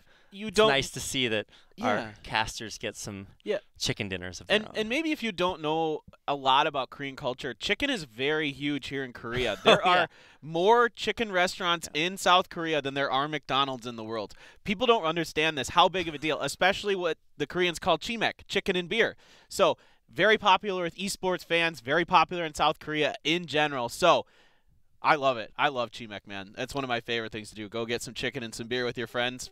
All I'm trying to say is that chicken as a part of a video game has to be one of the best food tie-ins just ever, especially here in Korea where it's just kind of a national food. So good call there, Nene Chicken, getting in here for the APL. So glad to have them on board. I'm glad that our Korean casters get to enjoy some of their chickeny goodness, and hopefully I'll be able to get some of that maybe a little bit later on tonight here as well. But we've already had 2 of our teams get chicken dinners here, and we've seen several look strong, like Luna Takai, that made it into second place even without a chicken dinner of their own. I actually think, so they're tied in second place with OGN Entis Ace. They both have, I think, 785 points. So yeah, and Lunatic High has a few more kills. Right. So, well, I think the total points at the end. But yeah, they have more points from kills. Yeah. So it's really a testament to the way that this format has changed, with kills being worth more. You know, that wouldn't have been possible in last season. Yeah, that's very true. They're just kind of sneakily doing things. Every once in a while, we'll see them getting a few kills here or there. Yeah. You know, they're getting top 10 finishes, a third-place finish, and then another top 10 finish on top of that. And that's all you need sometimes. We've seen teams like Rocat Armor. They don't win, they don't get any chicken dinners, but they get 3 top 5 finishes and a top 10 finish, and they come out ahead on that day. It helped that they had a ton of kills on day 1. Especially School went absolutely nuts with 15 kills on day 1. What a monster. He was an absolute monster. But today, they're not here. We've got some other teams here that are quite good. This is Max Still, one of our Max Still teams. I'm not exactly sure which one. I can't remember if that's VIP or Madden. Not sure exactly what we're seeing on our team. I guess that's WGA? Is that no. WGS? No, I don't think so. This is Lunatic High, of course, the team that came out in second place in round 2, or overall rounds 1 and 2. Yeah. But everything is about to change as we get into our Erangel. This is going to be, of course, a new thing for this season, is that it'll be first person for round 3. Right. See how our teams adjust. We saw Cloud9 do great in first person. They said they've been practicing first person a lot, and it's really showing. Yeah. I'm really liking what I'm seeing out of them. They're starting to realize that they used to be kind of one of the top 3 teams for sure in Korea. Everybody talked about them as definitely one of the top 3 teams. Gen.G Black used to be KSV, no title. Now they're Gen.G Black with the other team, as well as maybe the OPGG Hunters, who used to be a different team as well.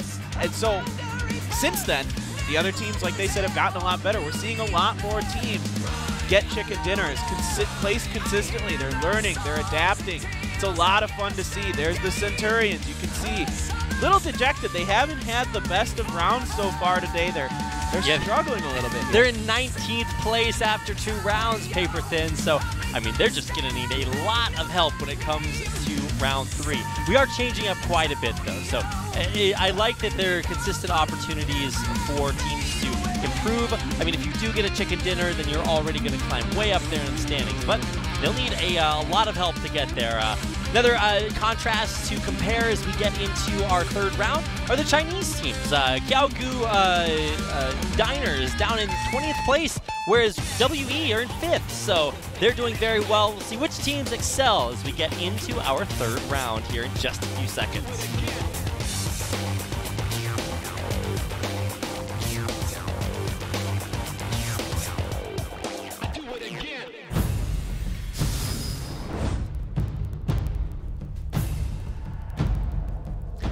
Here we go, round 3 from day 4 of season 2. Coming your way on Erangel. The plane, as we look over the scenic layout of the land, is going to be heading from the middle of the map on the eastern side down towards the southwest near Primorsk. So that's your aerial forecast for round 3. So the Centurions have got to at least be happy with this plane, because it's flying right over Lipovka. They've been the kings of Lipovka. No one really ever seems to contest them there. So they get to be the first ones out. They'll have plenty of time to do the looting, plenty of time to make their rotations. So they've got to be happy about that. It's been a bad start for them so far, but this should give them the ability to turn that around. Meanwhile, we're seeing Entis Ace pop out of the plane. They usually go to Yasnaya these days. In the past, we've seen them go to southern Georgia Pole or other areas, but Yasnaya has kind of turned into their new home. Kakao going to the southern island, to Sosnovka Island. Looks like they might be going Novo this time instead of military base. They tried to contest Hongdu Red Dot at military base previously and got absolutely destroyed. They never came out of that situation ahead. There were a few times where they made it almost even, but usually Red Dot would come out ahead. Looking for our final teams to drop out. Usually WGS are the final ones, and I think that's going to be no different this time around. WGS and I believe, Danawa, both going down here to Primoris, so that could get a little bit hot and heavy, but yeah, it's only going to be 2 teams on the island for now, as all of our teams have finished dropping. And we could see some really early action here in Milta. Max Till Mad and AfreecaFreaks Fatal have both dropped here right on the northern side. They are very clustered. This could be disastrous for one of these teams if one of them can get the advantage, get a kill or 2 on the other. Yeah, really cool to see which teams do wind up clashing and taking over the same landmarks. Here in Milta, this is going to be our first one. Uri, I like to think that he's a big Bill Murray fan and knew that it would be the M for Murray. But, oh, Hancock getting knocked. He's the first kind of casualty here. Jaden took him down, and that's actually Sonic going down as well. A tragedy for Max Till. Yeah, Jason manages to get 1 knock, but he's going to get finished off. Meanwhile, Hancock gets taken down by Jaden as well. They're going to have to res Sonic heal. Uri might have to play defense if AfreecaFreaks Fatal opts to push them. Looks like they're backing off for now, though. And that's the exact reason that you see teams not want to fight. That's why they go to separate landmarks. It's because it doesn't benefit either one of them. Now both teams, while they're both trying to get advantages, are both weaker and thus less likely to win. So there's this weird problem in game theory. I think it's the prison or the convicted felons, basically. If you have 4 different people and you interrogate them all, the best case scenario is that nobody talks. But if you don't talk and somebody else rats you out, then obviously it's worse for you. So it's hard to make that decision to fight early for some teams to contest these objectives, because it might just be worse for everyone if you don't wind up, or if you wind up losing a lot of your members. Yeah, that's a really good analogy to use in this situation. It's just so difficult. If you fight early on and you lose 1 or 2 members, yeah, you might get 4 kills and wipe out the other team, but you've put yourself at such a huge disadvantage for that later game situations. It's so difficult when you only have 2 players to get a chicken dinner. You might be able to eke out a top 10. We see a crossbow. We haven't seen one of those in the APL yet, but he's surely going to drop it. Okay, thank goodness. I was kind of hoping he might take 1 shot with it just for some lulls, you know. Yeah, I mean, crossbow people are truly crossbow people are the guys that in the conversation, you're trying to talk about something, it's like, oh yeah, no, I know all about. I'm like, yeah, we get it, you're there, because truly with a crossbow, the only thing you can do is just be the center of attention with a headshot, because otherwise you just get nothing done. And I'm glad that we don't get a chance to see anything crazy happen. Otherwise, my games would have people wielding crossbows in them all the time. I think they should buff the crossbow. Really? I think they should. How would you even buff the crossbow? You make it reload faster. You reload it faster. Maybe you have a clip for the crossbow. Ooh, it could be a pickup. I mean, they already have the quiver, so you can, hold more crossbows. More bolts, yeah. Or you reload faster, I think. The quiver lets you reload faster already. Yeah, it's a little bit like arrow bullet loops. I don't think that something like that. Nobody's ever described a quiver that way before, but okay. Well, some men just want to watch the world burn, I guess. Pretty happy with no crossbows in my games. Yeah, Shadow's got that 2x scope. He's looking out over here on the Max Till Mad as he got a few shots on the Ungjin. And Ungjin just healing up now, waiting. The rest of the members rotating. They're probably going to try to move into that complex. Uri's pretty stuck. Aroa's going to push him here. The rest of his teammates have pieced the scene, so he is a little bit alone. Jaden and Roa, they've got Uri kind of pinned down here. If they can take him down, Sonic taking some shots. In the meantime, Uri just sitting here. He hears, okay, so Roa went above Uri. He just bypassed Uri altogether. Oh. I don't know if Roa knows he's there. No, he absolutely does not. So Uri is actually in a great spot. You can see that Jaden and Roa are looking for him. Yeah, they know someone's over here, but they don't know exactly where he is. They saw the other 2 members move over to the southeastern corner. Wait, how did Murdayo? He got a knock onto Tio? Lunatic High actually already taking, wait, how did Rosar die to fall damage? Whoa. I'm just so confused about what's happening on our kill feed here. We're just seeing a very strange bunch of occurrences here. Murdayo got a knock, or got a kill onto Tio and a kill onto Azron with a red dot at that range? Wow.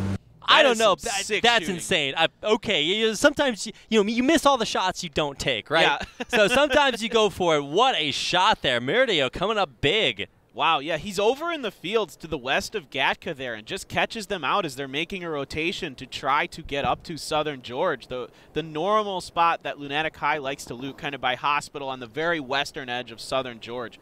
So Oh, I think we just got a chance to see the crashed motorcycle. So it wasn't Roa, it was one of their other members. Actually flipped his motorcycle and got knocked from it. Yeah. That's about the worst place possible to have that happen. Yeah, by himself as well. He's not like with the rest of his team, so that's going to be a little bit difficult.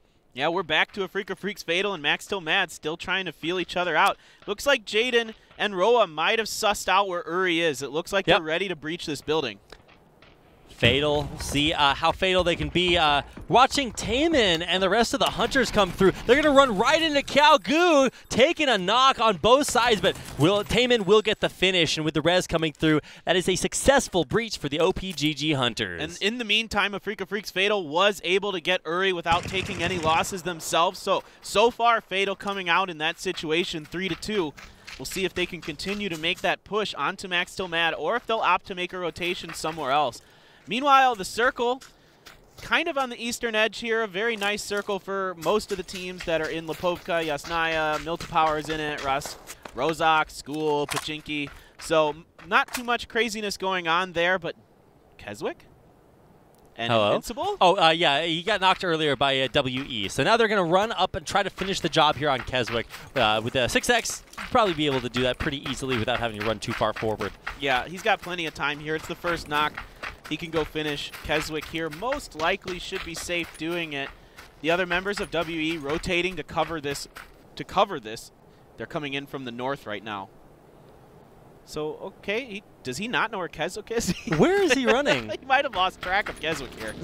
Or here's a vehicle. Keswick is a sneaky snack. But yeah, the vehicle coming in, who does that belong to? It's WE. Okay, so yes, that's WE. So that's their own vehicle. So, he's taking some shots. He's just got to back off. I think they were just trying to wait and say, okay, let's make sure that we have our numbers here. Star-Lord is going to scout things out. Yeah, now I figured out what Zhao's doing. He's looking for other members of DPG to make sure it's safe to get that res. Essentially, they're using Keswick as bait right here. Yeah. They know that he's going to die eventually, and they'll still get the kill credit. They do risk having the kill stolen from them if somebody snipes him out, but that's what they're out there looking for. Right, but in this situation, you'd rather get the res on Invincible than get the kill on Keswick. Yeah, obviously you'd like to get it finished, and Zhao LV does end up getting that kill finally. Keswick going down for DPG. Meanwhile, we're jumping on with the Night Wolves, our three-man team, having an okay day so far. Oh, yeah, they had a great placement in, I think, round one. They were 5th, I think? Yeah, 5th. So, yeah, very, very strong performance with only 3 members. So, got to keep that in mind as we get through almost around that 10-minute mark. Still haven't seen too many casualties, only 9 players going down. So several teams have been wounded, but for the most part, we see teams here like Max Still that have survived with all 4 alive for now. And you can see their stats from the previous season. Just look at how good they are performing here today. Yeah, the circle's starting to close, so teams are starting to make their rotation. C9 coming from Stalbar and Kameshki. Max Still VIP up in Severny. They'll surely be making their way shortly. We still hanging out over on the western side of Gatka there. They might kind of run into Lunatic High if they keep pushing north on the screen there. Meanwhile, Kongdu Red Dot. Ooh! Styles got that M24, now no longer a crate gun. You can pick that up, and he's looking for some good long-range shots come out of that. Only 3 members left on Red Dot, so they'll have a little bit of a struggle. We now take a look at, or return to Red Dot rather, Style, leading the charge as they rotate towards the circle. Yeah, they don't have too many teams in front of them for a long time until about the Night Wolves are near farm. Lunatic High Flux is up kind of near Potato Mountain there. So they're still pretty safe from there. They might opt to kind of play Gatekeeper against maybe WGS, who might be moving. It's hard to say for sure. WGS is in a bit of a tricky position because they can't take the western. Well, they can take the westernmost bridge. Oh, well, Godman actually got the knock on Invincible. He knocked him out of the car as it was driving by, and he's going to finish it off for the kill. Another kill going the way of Lunatic High. They might only have 2 members left, but they're making it work. Yeah, definitely. I'm a little curious about this rotation from WE here. They're in the circle. They're taking damage. They opted to move way up to the north by the hospital. They must feel like they need more loot, but this is Lunatic High's territory, so they're trying to knock them out of here, which is a difficult task for sure. Songjang with the SLR, new to this patch. Looking at their stats, of course, they're going to look fantastic. Of course, finishing with 785, tied for 2nd place with Lunatic High, and you're seeing consistent improvement. This is exactly what they were talking about in our interview, saying every other team is leveled up, so they're trying to, of course, raise their level at the same time. Yeah, exactly correct. And here we're going to see our second circle. Goes to the northwest corner, centered around school and apartments. A really nice circle here. There is a crate over by Razak, but I don't know if anyone's picked that one up yet. Nobody. Did anyone land Razak? I think we saw one team, but the crate obviously came there afterwards. So Max still are cutting through right in the middle of 2 crates to see if they can get some level 3 helmets or something out of there, or if they do decide to go for that. Now, taking a look up in here at Day4 and a little bit of an overview about the Africa Freaks. They are having a pretty... Wait, what's happening in the background, Paper Thin? What? Hello? Rage? What happened? He fell. I think it might have been a vehicle accident. Yeah, I think he actually had the same accident we saw earlier, flipping a motorcycle or something. Maybe we'll get an overview. Look at that parallel parking. Okay, Ray's was on a 2-man motorcycle and I guess got flipped off and killed. But perpendicular parking. Oh, no, but they're parallel to each other. Well, but in that situation, when you learn it in driver's ed, don't they call that perpendicular parking? Because parallel is when they're front to back in a line. That's side to side in a line. My boy Einstein helping me out with the relativity Give there. me your driver's license right now, Rapid. I actually did just get my driver's license when I was back in America for DreamHack. So now I can drive. Wait, so did you not have one before? No, I just didn't have the physical copy. Oh, okay. Yeah. I see. Are So you going to get your driver's license I have an here? appointment next week. Oh, my goodness. Yeah. Look at you. I will be on the road again, and hopefully we won't see me coming up in the kill feed. I hope that too, my friend. No IRL PUBG just yet. Although, no. if somebody wants to make a non-lethal paintball version of PUBG and put that video up on YouTube, guaranteed to get my view. Man, that would be super fun. Oh, you could... Did you ever used to play paintball growing up? You know, I played a little bit, but not a lot. I was never big into getting paintballs into me because they're so painful. They're so painful. The number of stupid things I've been people do, yeah. that's just pretty crazy. But let's actually keep a look at the game here.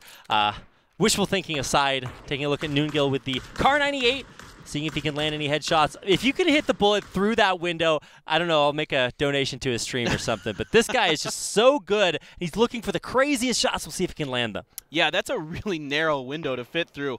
And there's smoke in there as well, so it's a little difficult. He's just keeping an eye on it. AfreecaTV's area is just kind of set up on top of a What hill. is that? He was getting some air boosting all the way through, but he stays alive. Yeah. AfreecaTV's area is kind of on the southeastern edge of this circle. Wojci, he just knocked Hongkyun by hitting him with the vehicle in the meantime. But WGS making their rotation. They're trying to get into the circle over by Mansion. DG98 just running the gauntlet there. I think he wants a new motorcycle. Yeah, he's going to hop off and get a motorcycle of his own. Yeah, it's safer to split up there into 2 motorcycles for sure. The other members of WGS have already made their rotation into the northeastern part of the circle.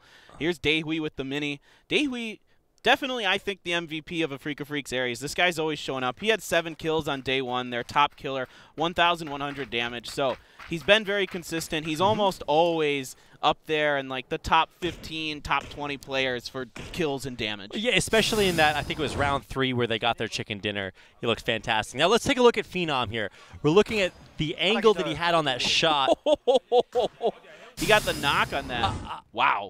Okay, I mean, that's why we saw him going for that shot. It was just so incredible. I didn't actually think he was going to do it. Now, Jaden is actually down, going to get killed by Hong Il-dong as he rotates around the side, and that's Danawa with a successful breach. Yeah, wow. So most of our teams have made it into the circle except for WE, doing their kind of strategy that we see them do more often than not, where they sit outside of the circle. They're willing to take a little damage. They lost a member to Lunatic High early on during an engagement, but now they are finally making their rotation. And DPG here making their rotation as well on the eastern edge of Pachinki, but they've got Media Bridge, MCN, and Kongdu Red Dot in front of them. Night Wolves making their rotation towards the apartments. Lunatic High is already set up in the apartments as well. Taking a look at Tayman and the rest of the Hunters, taking their compound right there. And of course, a look at the standings off to the left-hand side after 2 rounds. You can see that OPGG in 7th place, actually looking pretty good. Yeah, definitely. They've got a nice little facility. Entus Ace made an early rotation to split up. They're doing that 2-2 split again that we saw work for them in game number 2. So they like this strategy where they split up into 2 houses at first, and then eventually, if they're still all up, they'll collapse into one facility, depending on where the circle goes. Getting a look at apartments by school, Red Dot and Flux have taken apartments of their own. See where they actually decide to, if they decide to fight. I mean, they're very close to each other. Oh, Rage. We've already seen him die once from driving. But now, okay, Doll going with the DP-28, but gets taken down. Yeah, Media Bridge M, attack die. Getting some knocks here. There's 2 members down for DPG, and that's it. DPG goes down in 19th place. Hana finishing Mirdayo. Danawa, they've been playing a little bit aggressively, but look at Unjin. Gets the knock right out of the UAZ and will get the kill credit as well. Wow.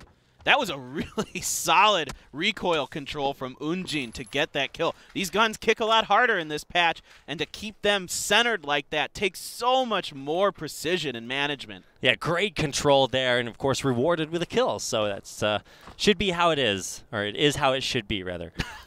I think both are okay. I'll take your word for it. Correct either way. Covered my bases. Nice. So let's take a look at Daewee, a big hero for Ares. And now we'll see if he can take out his sister team member Shadow. Oh no, Shadow getting killed again. Wow, so many things to say, but now it's Gukya, and we'll see if he can go for the kill. He will get the finish to take Shadow out. Yeah, Roa's a little bit out there, and he can't quite get to them. Roa, the last member alive for Africa Freaks Fatal. Africa Freaks Ares playing gatekeeper on the south end of the circle as Africa Freaks Fatal tries to make their way in. It's just Roa left. The circle's closing in on him. This is going to be really challenging for him to come out without being in the bottom 5 teams in this round. I mean, that's just disaster. Even bottom 5, just kind of, even if you've gotten a chicken dinner before, bottom 5 can really undo that. You get put down into the middle of the pack. All of a sudden, you're not going to come out in the top 10 teams, which is really what our teams are fighting for. And that's just spells disaster. It means you face going down to those wild card matches, and it's just almost impossible to come out. Right, exactly correct. And you're also not getting a lot of kills, most likely, if you're going out early. So Roa is still outside the circle. He's going to have to find his way in. We can see C9 set up on the compound outside of the warehouse, kind of by the shelter, to the northeast corner of the shelter, to the west of the prison here. A nice little compound. We talked about this, Tasteless and I, when we saw this the other week. This compound's really nice because it has a huge amount of vision, right? There's a lot of flat land around it. There's not a lot of trees. You can basically see everything that's going on. The problem with it is it is exposed because there's a lot of hills at the long distances. Oh, Blackbean. And there's only one building. Blackbean could be in a little trouble here. CCJ. I thought he was going to take him out there.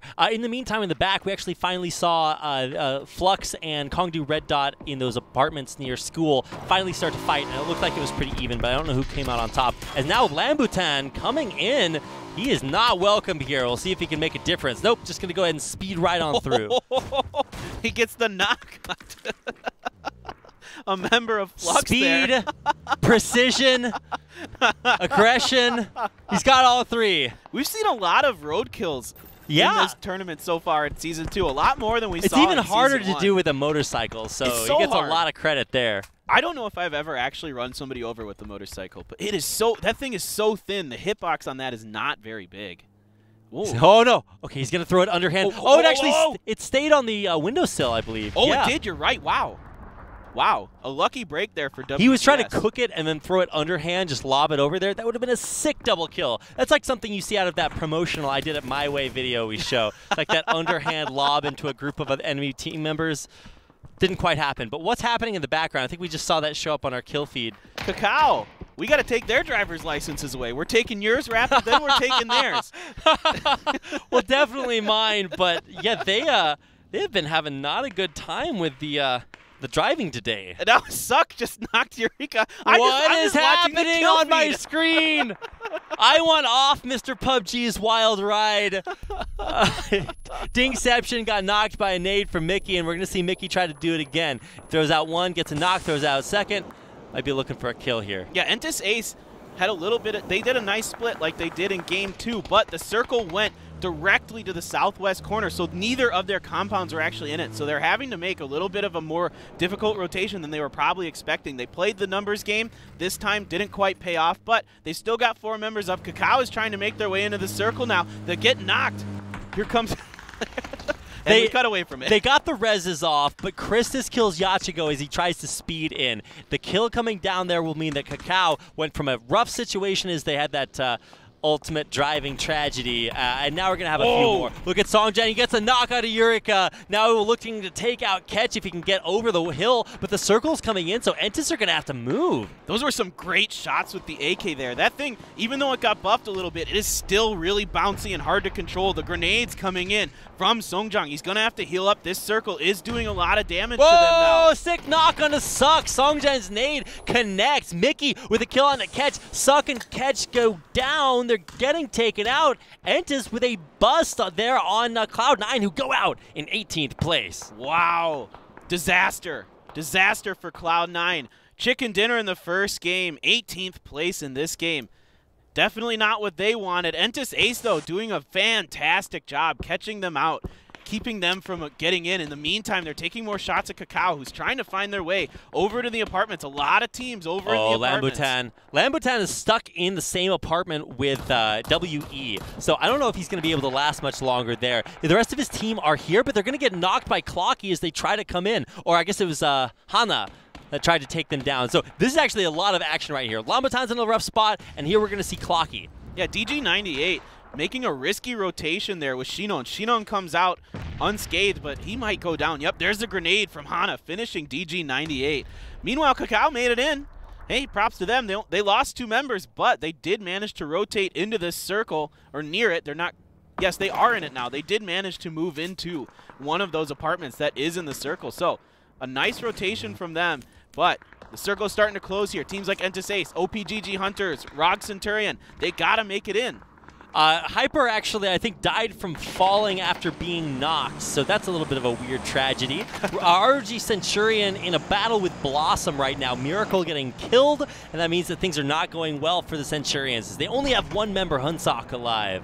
Yeah, another not impressive performance from the Centurions. They've got Blossom pinned outside the circle. Hunsock just kind of needs to stay alive and just kind of keep shooting at them, and he should be able to at least grab a couple kills. This is the battle, Nightwolves versus OGN Entis Ace. We've seen them do well. Will we see them get taken down there? Looks like Ruzang is down and dead, and now it's just Zarazang looking to finish things off. I don't think he wants any part of Entis Ace, and might just go hide in a tiny shack to the side. Yeah, he thought about cooking a grenade there, but opted to heal instead. He did throw that grenade. Now he's healing. That grenade did not connect, though. Entis Ace might be able to get both reses. Let's see if Zarazang opts to push. Quietly in the background, we had 2 eliminations. Lunatic High, our 2nd place team, down in 16th place. So they are not going to be doing very well here either. So our top team's going down at the bottom. A really surprising change for round 3. Right, Entis Ace, the last of our top 3 teams left here, trying to defend from Zarazang. He's weak. Ooh, that almost connected. It was just short of that door. He's making a run. Oh, Zarazang blows him up, or gets blown up trying to come out. It was actually Songjang that took him out, or Mickey rather. So that's a big, big win already for OGN Entis Ace. Yeah, Tabak there with the 3x scope on the AK, looking to take some shots. Max Till VIP has moved right into the dead center of this circle. So, an interesting rotation from them. They only have 3 members up, but they found a little shack in the middle of this circle. I believe it is one of those, I think, what we call wizard towers. Is it? No, I think it's just one of the shacks. Okay, yeah, there's a tiny little shack. The tower I was talking about is a little bit more to the south, and it changed with this circle. There's also a crate, which can be really good cover off to the southern side of the circle. Yeah, that could be OPGG Hunters or maybe AfreecaTV Aries if they want to move in that direction, if they see it, if they opt for it. Rozar is making a rotation right now. Voichi just going to sneak in, doesn't opt to take any shots at Rozar. He's just trying to heal up, doesn't want to expose himself. He's the last member of Kongdu Gillisuit. Bach looking out of the tiny little windows. You think that offers you protection, but I think it was last game that we saw sniper shots come through and get a knock off of those. Oh, jeez.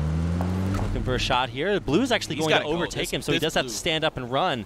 This blue does so much damage. He's just got to go. Oh, look at that, running in and out of the zone inside the house. That is so crazy. He's got to be careful because you can hear people running pretty well. At about 45 meters is the furthest distance you can hear somebody running if they're standing up. So he's got to be really careful with how close he gets to the other team. Somehow Lambutan is still left alive here. WGS, we saw them place very, very well in round 1, but can they do it again? He's just trying to stay alive as long as he can in, what is that, 4 smokes that are thrown out there on the ground. Yeah, he's doing it. It's going to be tough. Fortunately, the circle for the teams that are in the apartments is still going to cover part of the apartments. The circle went very far north. So if those teams in the apartments, they can still hang out there for a little while longer and delay this, sort of rotation they'll eventually most likely have to make. Yeah, Shinon is actually just now making his move, but let's take a look at Elka. He's going to get a 6 shot there to take out Hunsok. Actually, all of the freaks killing or being killed right now. I think that might have actually been it for them. And yeah, that is going to do it for our Kongdu Ghillie Suit, I believe, who do finally get eliminated. Yeah, Ghillie Suit, ROG Centurion going down. Africa Freaks Aries still has 2 members, but Fatal did go down, as you mentioned. Maxtel VIP still in the dead center of the circle. Christus gets knocked and taken out by Breakneck from the Hunters. Yeah, and Elka with a knock there off a sick nade, and this is him using that crate I was talking for precious cover. Yeah, exactly correct. It makes great cover. Whoa, but, not good enough, apparently. Elka getting finished off there by Munoy. Yeah, wow, some really nice shots from Munoy. This is an interesting little shack. Normally, you can't really shoot outside of the windows of this shack, but because of the elevation outside of here, they can actually put some shots on the teams that come from those directions. Really interesting positional move by Maxtel VIP. But it's not a mystery that they're there, right? So teams pushing in might be able to come take them out if they can snipe through the windows at them. We'll have to see if their aim is good enough. Take a look at Breakneck or down here, Cacao. They do have some decent cover, and look at the angles they're getting onto the Hunters. Yeah, while this is going on, Entis Ace did go down in 8th place. Cacao still going. Rage getting a knock on the Breakneck there. So the Hunters outside of the next white circle taking some shots from the teams that are in the apartment a good 250 meters away. An explosion there, not what kills him, but Breakneck ultimately dying. That's actually Hana getting taken down, and Lunatic High will lose another member. And Cacao doing some work here. We haven't seen them make it into the late game that often in previous APL appearances, but today, a top 10 finish, and they're getting some kills on top of it, feeling a little more confident. We still in this thing. They're going to have to heal up, and Star-Lord's going to have to make a break for it into the circle. I think Star-Lord's just dead. No, he ran out of heals, so he actually got knocked and died from the circle. So a little bit unfortunate there, and that is going to be we heading out of there, or WE as they are called. That's going to leave us with our final 5 teams and our final 10 players as well. Right. Ooh, Lambu getting the kill onto Daehui with the SLR. Some really nice shots coming down there. 3 members of Maxtel VIP up, 2 members of WGS, and single members of 2 other teams left here. Munoy opting to look outside. Ooh, land some shots onto Lambutan. That's Mental going down. That's the OPGG Hunters out in 4th place. Right, so 3 teams left. Maxtel VIP with 3 members. They're going to have to push outside of that shack. The circle has gone into the center. Their shack will no longer be inside of it. They've got Africa Freaks Aries Noongil on their southern flank. Oh, Noongil, everybody knows where he is. He's taking a lot of fire. Oh boy. Very, very low. He only has bandages and 1 precious first aid kit. So he'll be using that. That's the last of his real meds. So he does not have a lot of life to work with. Lambutan looking to land a grenade here if he can get that inside. Oh, tossing it in. Bach Where did it comes go? Out, he gets knocked. Bach tried to run away when he heard the frag coming in. But look at Lambu. He's a one-man army. Oh, he's getting knocks with nades, shots with an SLR. Look at this guy. He's a monster. Oh, 2. Another knock. Are you kidding me? Lambutan coming up big for WGS. He's trying to make a flank happen too. He's got to get this kill. This is a big one. Oh, no. He gets knocked there. He might be able to get res, but he's far away from the rest of his team. And here comes a grenade from Shinon. Can he make this connect? Valve taking some shots at him. It's essentially a 1v1, and that grenade almost finishes him. Valve solo on health. He has to get back inside to stay alive, but like you mentioned, Paper Thin, this building is not going to be in the next circle. and Lambutan can give him information. Lambutan is still up, so he can tell him exactly where Balp is, but Balp is trying to get the rest. Shinon has to push right now and make this work. He can't let Maxtil VIP get both members. Here he goes. He's going to try to finish it. He gets one knock. He's got one more member left. Oh, around the corner he goes for it. He can't get it. Munoy able to get the victory. Maxtil come out on top.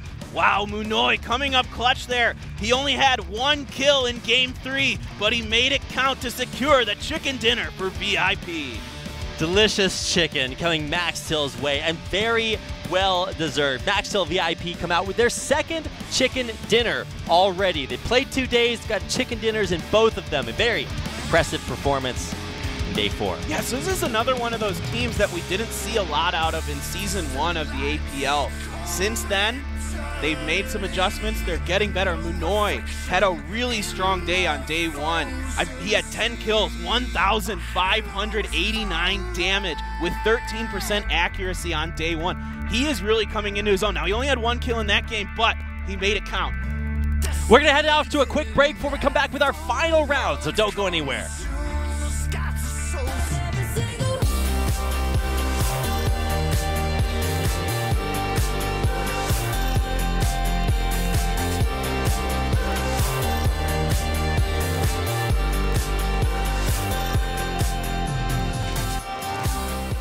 맛있는 치킨의 새로운 공식을 찾아야 돼. 우리는 더 맛있는 메뉴를 원해요.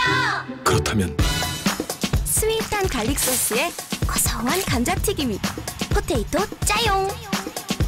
홍천고추의 매콤함과 감칠맛이 살아있는 핫블리 치킨. 바삭한 치킨 위에 진한 치즈 가루가 듬뿍. 스노잉 치킨. 3가지만 완벽한 치킨을 위한 맛있는 공식이야. 그럼요, 당연하죠, 내내 치킨.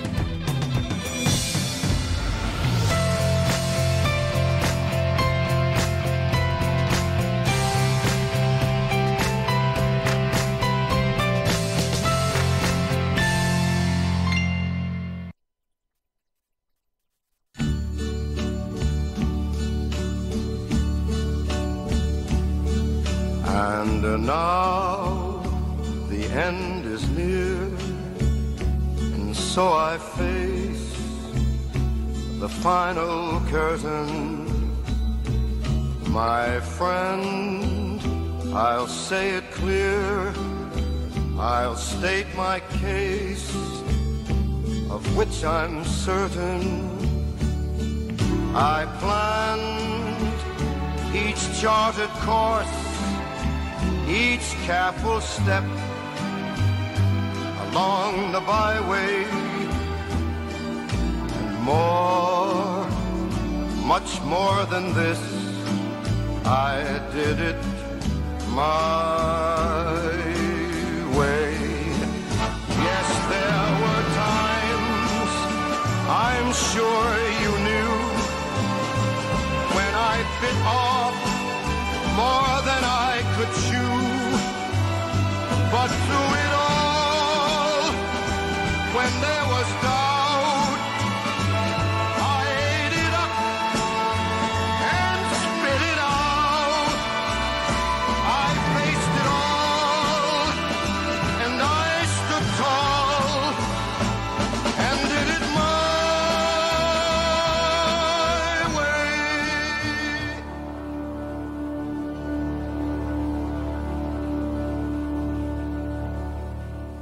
맛있는 치킨의 새로운 공식을 찾아야 돼. 우리는 더 맛있는 메뉴를 원해요. 그렇다면 스윗한 갈릭 소스에 고소한 감자튀김이 포테이토 짜용.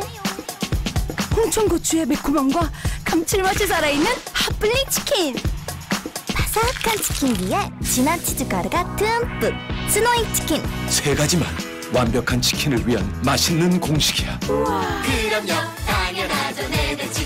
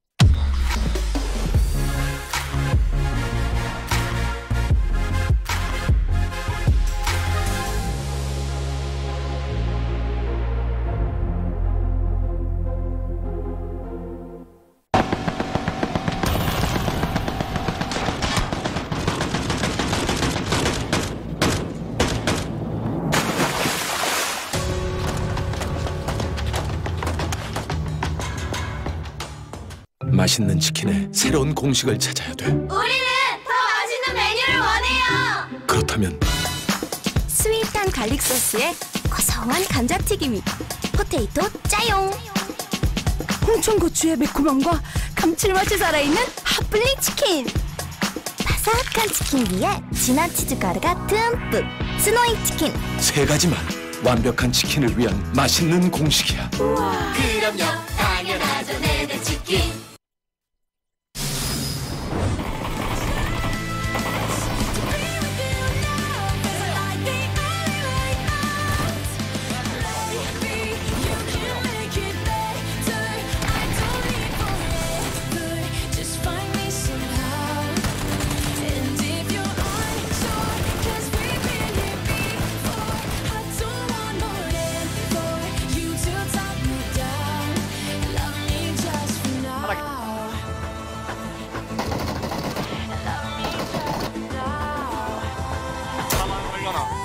바로 담아.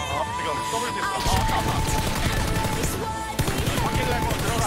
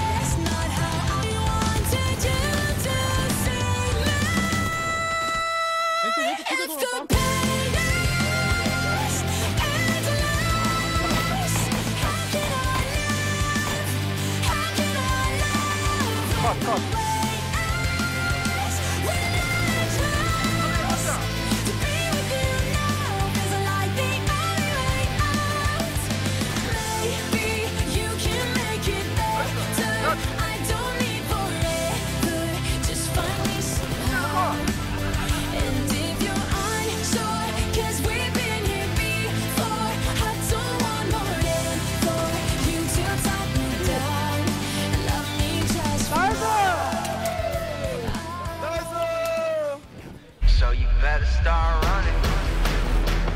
So you better start running. Yeah. So you better start running. So you better start. So you better start. 'Cause there's only one king. Right now. But I set fire to the Welcome back, ladies and gentlemen. We're done with 3 rounds. APL Season 2, day number 4, groups B and D went head-to-head tonight, and a very strong performance in that third game by Maxtill, who take the chicken dinner in round 3. Yeah, that aggressive push to take that shack in the middle of the circle turned out to make the difference for them in that game, and we'll see that because of that chicken dinner, they are now second place overall for today. OG and Entis Ace moves up to first place because they managed to squeak out a top 10, whereas it's Cloud9 and Lunatic High went out very early. So Cloud9, third place, Lunatic High probably in 4th place or 5th place now. Yeah, Cloud9 I think finished 17th, 18th, something way down there. Let's look at the standings for 3 rounds. You can see in the end there, it took a big hit there for Cloud9. They dropped all the way down to 3rd.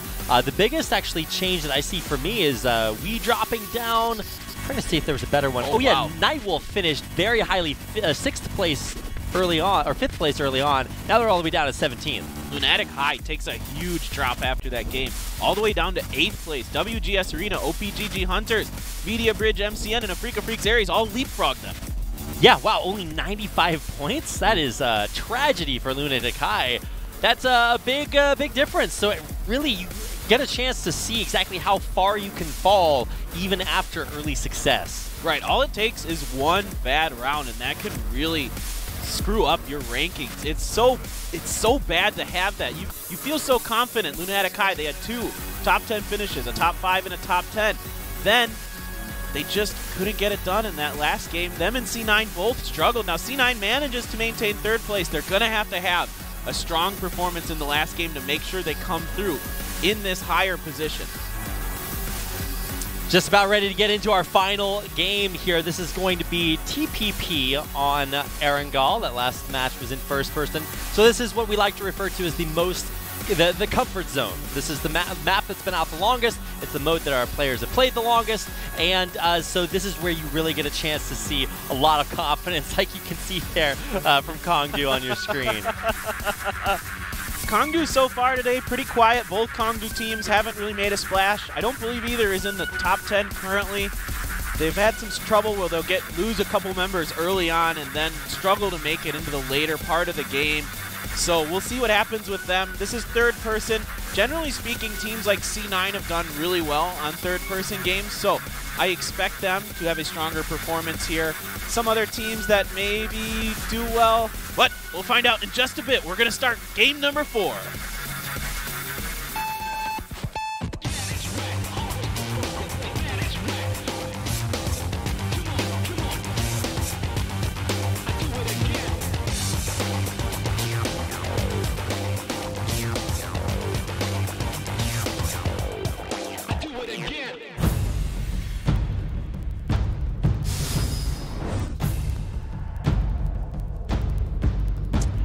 Away we go into our final round of the night. The happy choice. They made chicken, letting us know that we can still be happy while we watch the death and destruction ahead of us. I'm excited. We've seen a lot of kills come through. I think round 1 was especially violent. Whoa. But let's take a look at where our teams are looking to drop. You can see the preferred loot locations there on your map. This is a brutal plane for the teams that like to go north. If anyone wants to go to Yasnaya, Stalber, Severny, Zarki, Georgopol, even Rozak is going to be difficult to get to here. School. Yeah, OG and Entis Ace, you can see right there, they do like to go to Yaz, and that is a long way away. Cloud9 like to go all the way up to Stalber. Yeah, I was actually just about to talk about OG and Entis Ace and C9 as teams that do well in TPP here in the APL. Of course, OG now and Entis playing Ace. like this. Yeah, this is difficult. I mean, it's still very doable, but this is a brutal plane for them, going just down across the southern part here, just north of Sosnovka Island. Team's already bailing out. Kakao able to take Novo because Genji Gold isn't here. Genji Gold, no Novo, no life. Kakao opting to take advantage of that fact today. Media Bridge M, last time we saw them go kind of to the northern part of like Gatka and other places here. WE just kind of went on the western coast. So we'll see what comes out of them. WGS took Primorsk all alone. No one contested them. Kongdu Gilisud always hanging out around Ferry Pier. And again, we're seeing Fatal and Max Till Mad fight it out in Milta. Looks like, yeah, taking opposite ends of the town. Max Till down on the, what do you want to call that? Eastern side. Africa Freaks Fatal on kind of the top of the town near that warehouse. So this could be, once again, our first real big altercation. Uri kind of got trapped a little bit and left for dead by the rest of his team.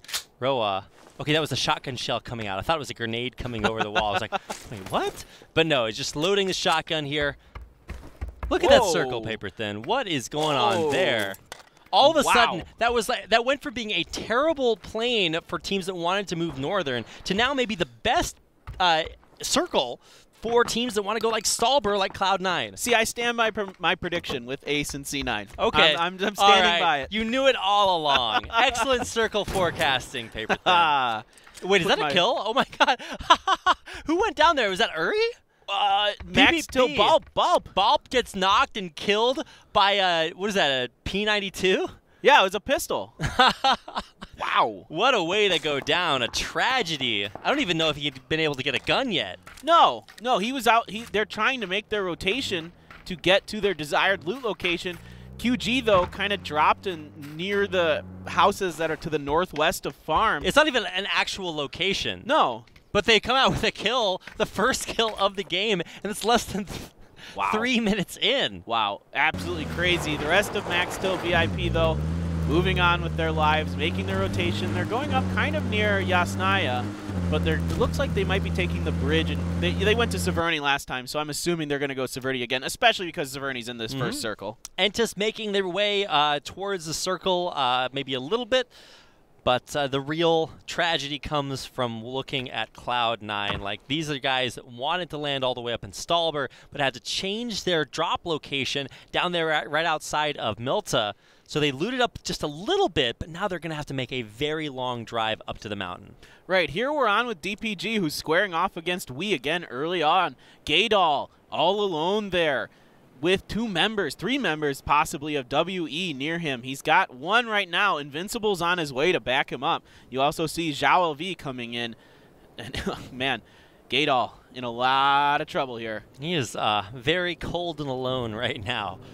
Hope he doesn't go down here, but He's going to have to be fairly quiet. Oh. So he waits. But I want to see what the reaction is here from WE. Do they want to group up and take him down? I believe they actually do know that he's there, so he will have to defend against 1v4. Yeah, they're just going to bring all 4 members. This is really safe, really smart. You don't want to go in there with 2 members, have them both get killed, and then try to, make Gaydal pay for it again. Gaydal, though, trying to be a little sneaky. I think he's in...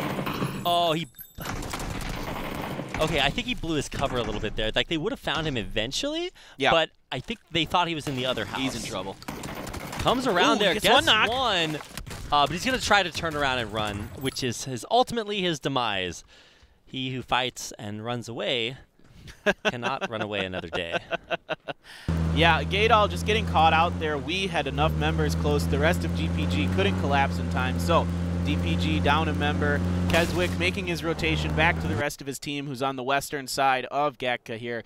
Media Bridge M hanging out near Gatka, kind of by the, they're not airfields. Whenever I see those long lines that are trenches, to the east north. Yeah, they're trenches, but every time I think they look like an airfield. Like, you know how you see, like, like landing strips. I still don't know what they actually are. What are they, like sewage lines? Oh, they've got to be drainage or something like that. Well, why don't the other towns have drainage? I don't know. I'm not a civil engineer. That's why nobody lives here anymore, Paper Thin. None of the towns have drainage. Who designed this thing? Also, I've never seen that in real life either, so... Those are like the, what is it called? Those big designs in the ground that you can see in Peru. The aeroglyphs or something? I have no idea. Okay, well, it's like the designs drawn that you're meant to see from way on high. I think you see those kind of like drainage things in LA. I think they have them there, right? When I think about those kind of things, I remember seeing them in like movies, like Bad Boys or something like that. And there's always like a car chase inside of those things, like somebody drives down inside of it, and then there's like a helicopter flying overhead. I've driven inside of those things before, totally accidentally, and it never comes out well. Yeah. Well, in the meantime, C9 made their way to Stallbar successfully, didn't take any damage on the way in.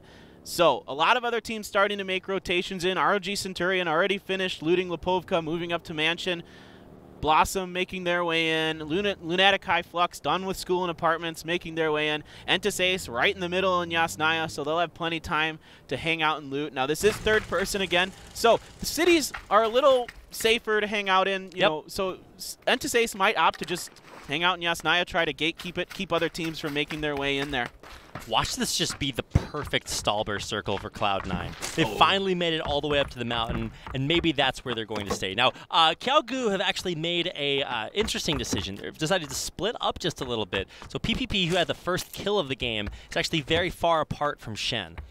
Yeah, Kyaogu inside of the circle, but they're very split up. They've got the Nightwolves, Max Steel VIP, Blossom, and now AfreecaFreaks Fatal moving in between them. So an interesting split here. It's a very dangerous one. They are very far apart. I mean, they're almost a kilometer apart.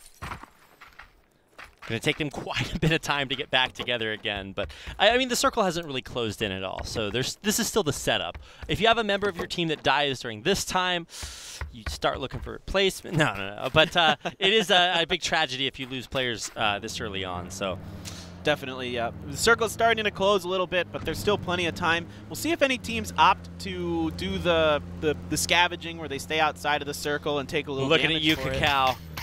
I mean, Kakao are going to be, I think they're still in Novo. Yeah, they're still in Novo, but they are a team that does like to stay very far outside the circle. Recently, we've seen them not do it as much. I don't know if it's just because the circles have been centered on them. They do like to drop Los Leones, and a lot of the circles on Miramar have been in the southern part.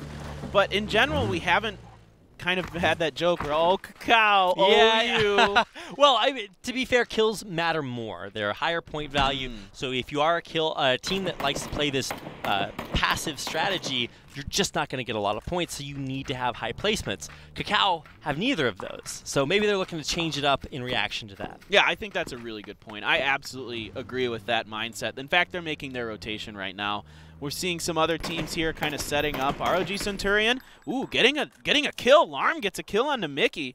So that's one kill for the Centurions, who have moved into this facility to the north of Mansion here. Hyman on the roof. Somehow Carriot dies from falling in the background. Probably a vehicle. Yeah, I'm guessing he just flipped off his motorcycle. And the observers are always going to show us that, or usually show us that in a little bit. Yeah, we might get a... Yeah, there he is. There he is. Yeah, he's just knocked. He's okay. Yeah, he flipped his motorcycle. Yep. Every time I see somebody get knocked from falling, I always look around for the motorcycle. Where is it at? Because you know that it's somewhere near there. A little bit of a tragedy, but his team's right there to pick him up as Kakao take their scenic route along the beach to the south.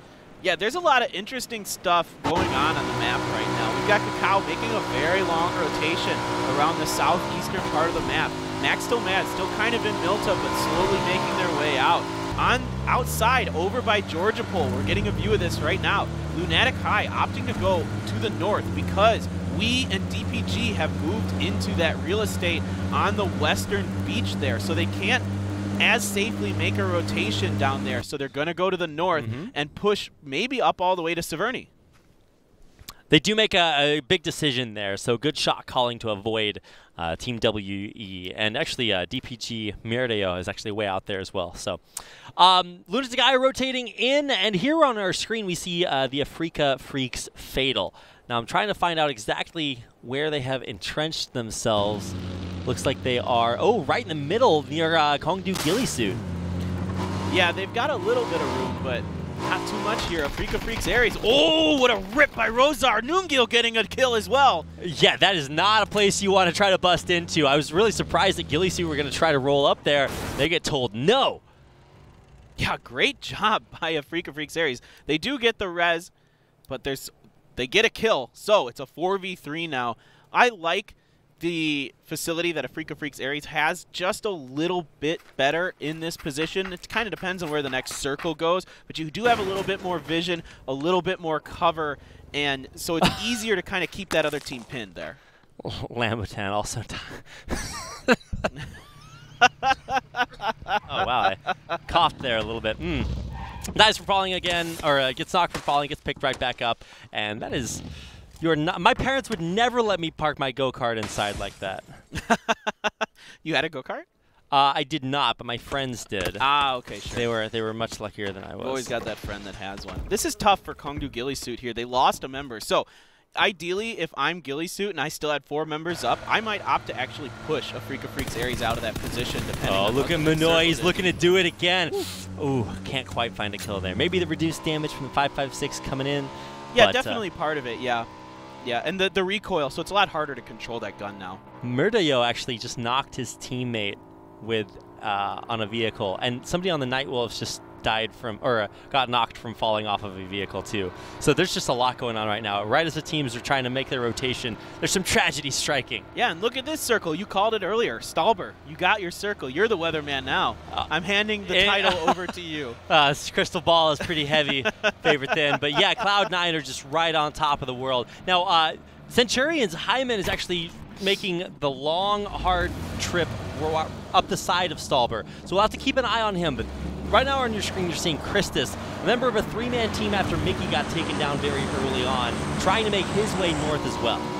Yeah, ROG Centurion Hyman playing the recon here for the rest of ROG. Kakao making their rotation. They're up by Kameski now. They're going to go all the way to the northern part of the circle. I love this rotation from Kakao. Actually, there is nobody up there. Nobody ever goes to the northern part of this island. I think this is very smart.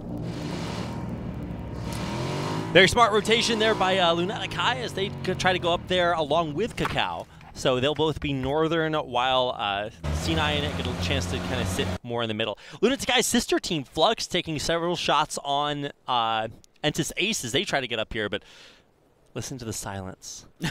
All alone. Cloud9 on top of the world, literally here at, I don't know, 5,000 to 6,000 feet elevation. They are way up here. And surprisingly enough, there is enough room in this town for the two of them. Yeah. With Centurions taking the house compound up there. Yeah, there's so much cover inside of Stalber. You can actually kind of fit maybe even 3 teams in there, and there might not even fight each other that much just because there is so much going on in there. Stalber, kind of like Ruins, where there's just all these broken rocks and other things around that you can use for cover. So you could fit another team in there maybe. I don't think anybody else is going to try to push in there. But right now we're seeing Africa Freaks Fatal trying to make their way in, taking some shots onto the Night Wolves. Oh, Jaden landing a couple shots. Zerzang, would he be able to make it out? Oh, that UAZ is so slow going up hills. Can he make it count? Not quite. Man, that was so close. Oh my goodness. They're still trying. They're still trying for it too. Oh, no, he got him! He got it! No way! Oh, Shadow! Oh, that Mini 14 needs to be renamed to a Mega 14. How do you? I don't understand. What a magic magic moment. Now he does get revived, so ultimately it's not the most impactful, but it's still a very impressive shot that will slow the Nightwolves down. Right. AfreecaFreeks Fatal looks like they're going to make a positional move now to try to get a flank onto the Nightwolves. Will they go all the way in? They might just opt to take this facility instead. Yep, looks like they're going to take this facility, secure themselves this compound for positional awareness. The Nightwolves, in the meantime, they're going to move on. They managed to get the res. A little damage done, but not the end of the world. Some other teams taking up residence here. Media Bridge, MCN, QG takes up a shack there. We're just about 15 minutes in, and there's only been 5 deaths. I say that right as Sato gets knocked, so he'll go down for the 6th. But still, very low kill game up until now. Yeah, look Circles at this. come through. Today's kill leader so far, Attack Die, with 9 kills. Mir Dio has 7. So, some strong days from them, especially Media Bridge MCN, a team that, again, we haven't talked a lot about in Season 1, but the teams are getting better, and we're talking about them now in Season 2. Meanwhile, Nightwolves running into Entis Ace here. This is trouble for them. Oh, they're taking a lot of shots around that UAS, so I'm glad that they were able to get out there. I believe they have a motorcycle that is rolled over, so they have an opportunity to get a vehicle. But let's take a look at this next circle. Oh, Stalbert no longer inside.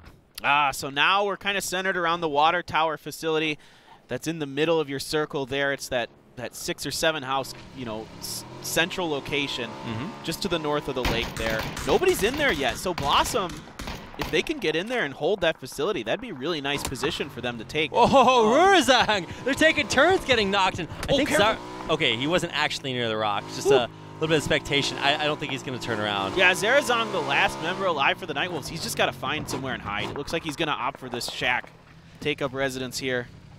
Close the door. He's got some Band-Aids in there for him. Yeah, Rurzang is out of there. Zarazong, the last surviving member of the Nightwolves. A lot of teams making their rotations. We're getting to the 15-minute mark here. We usually don't see a ton of action until around the 20, 22-minute mark here in the APL. So teams are just trying to get position right now. They're moving around. There's a lot of teams to the north making their rotations in. Dingception, he's got a bead on Yachigo, and he actually does knock him. But Yanni is right there, coming up over the top. He's going to get the... Look at that. It's the best angle he could hope for. Dingception down and out as Kakao blow Cloud9 apart. They might eliminate Cloud9 as the last place team. Cloud9 is sandwiched between ROG Centurions and Kakao. This is a really difficult position for them. Eureka's knocked. It's just Catch and Suck standing. So Dingception died. Eureka got knocked, but Suck is the real savior. He gets a counter knock onto Kakao and is looking for more. Yeah, Suck trying to keep the Centurions at bay. Kakao loses Rage in the meantime. He's knocked. So they're at 2 members trying to make this flank work here. But ROG Centurion with the high ground has a lot of advantage here. They can see almost all of C9. They're taking some shots, but they're taking some shots themselves. We see Miracle taking a little damage.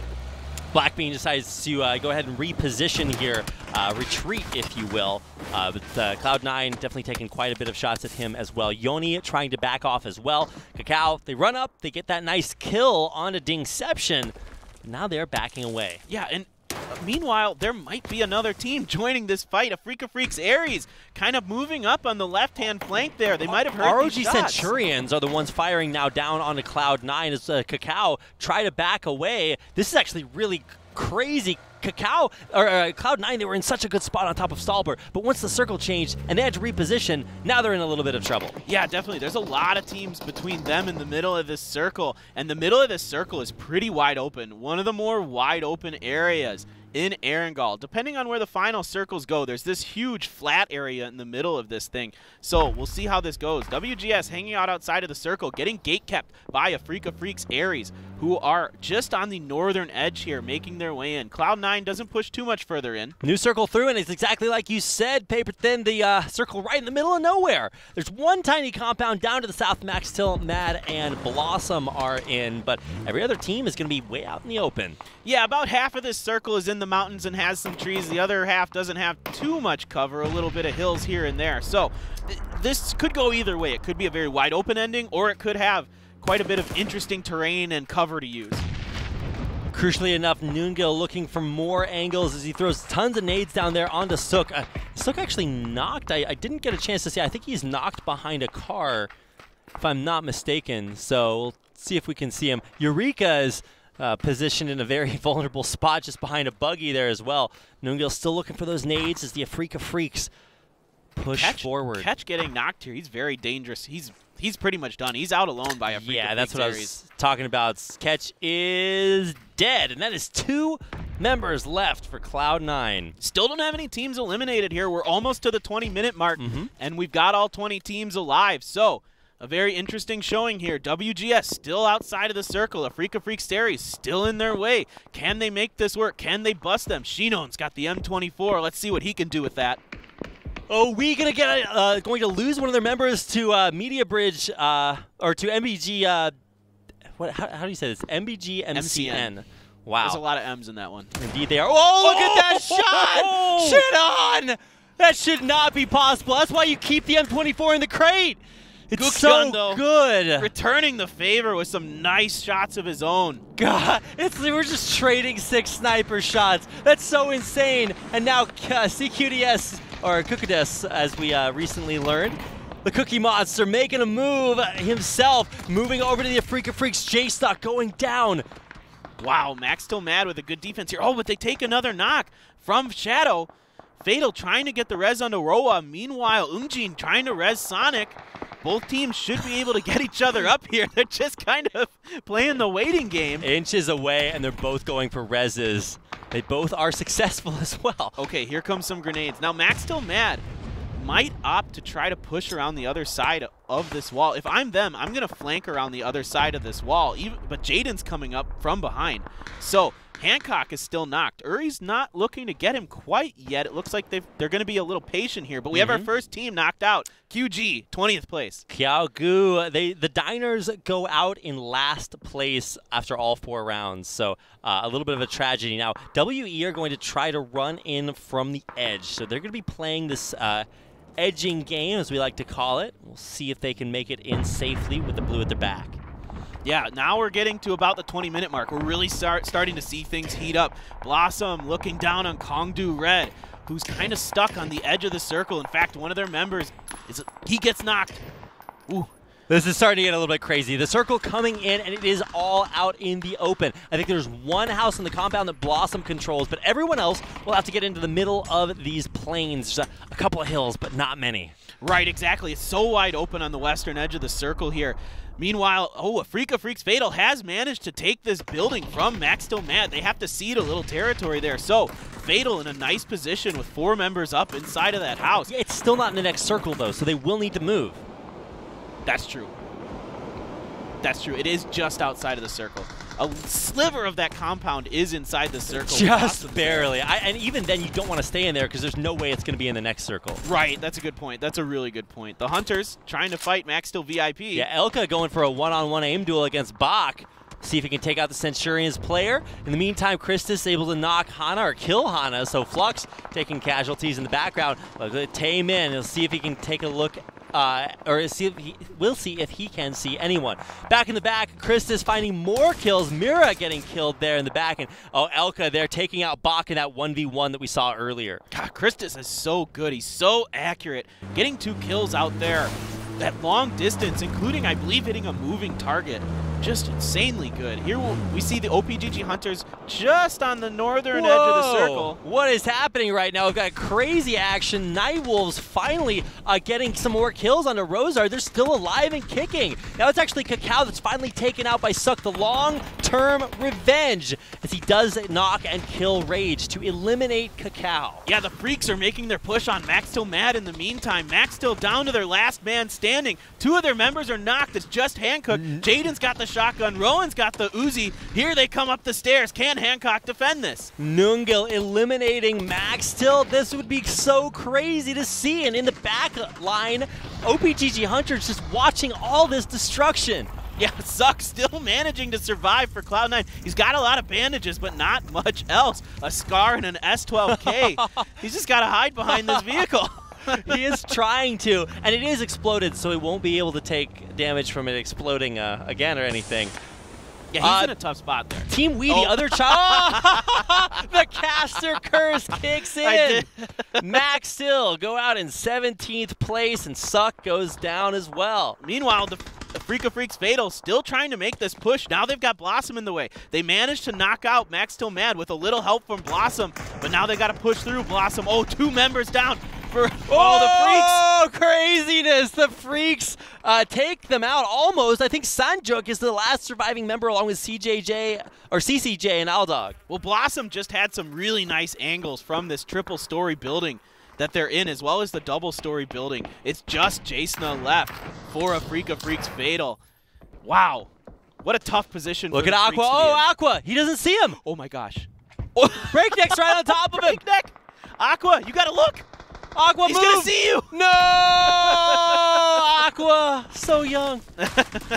Such a future ahead of him. Jasna trying to get it done with the double barrel here. He's got to shut that door and back up a little bit. He has like no health. Trying to get in there, inside and outside the blue. Can they make it happen? Aldog gets the kill on Jasna. 10th place finish for the Freaks. Blossom looking strong. They're going to have 3 members up, and the circle's not too far from them. The circle going to the southwestern portion. Mental landing some nice shots onto the Centurions. Yeah, but Hunters and Centurions going at it. Elka is the last surviving member there, so he's going to be in a good spot. Elka's got to be careful. There's the smoke against the tree, and will be able to use it as cover to escape. Yeah, the Centurions getting busted a little bit here by the Hunters. Miracle knocked with Larm and another member, Hunsuk of the Centurions, trying to come up and help him. Lunatic High, Kongdu Gillisuit over here as well.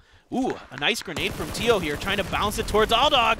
Aldog gets knocked. He's knocked, and I don't know if he's going to have any help coming his way there. Actually, a frag out. We'll see if it'll take him down. Yeah, that's Aldog going down there. And there's the kill. So Miracle also in the background getting knocked out. Was that the last surviving member of the Centurions? No, they've got 2 members left. They've got 2 more left. Okay. They've got 2 more members left. And Osran, though, Phenom gets the knock. That's actually really impressive shooting from Phenom. So a long-range kill. Kongdu Gillisuit have found the last building in this circle. It's a little tower up towards the north, and they're using it as a sniper tower. Great shots coming out from them as the rest of the team just try to circle the circle and get in. There's still a lot of teams left here. 8 teams alive in this small circle. 16 players. Taman getting knocked.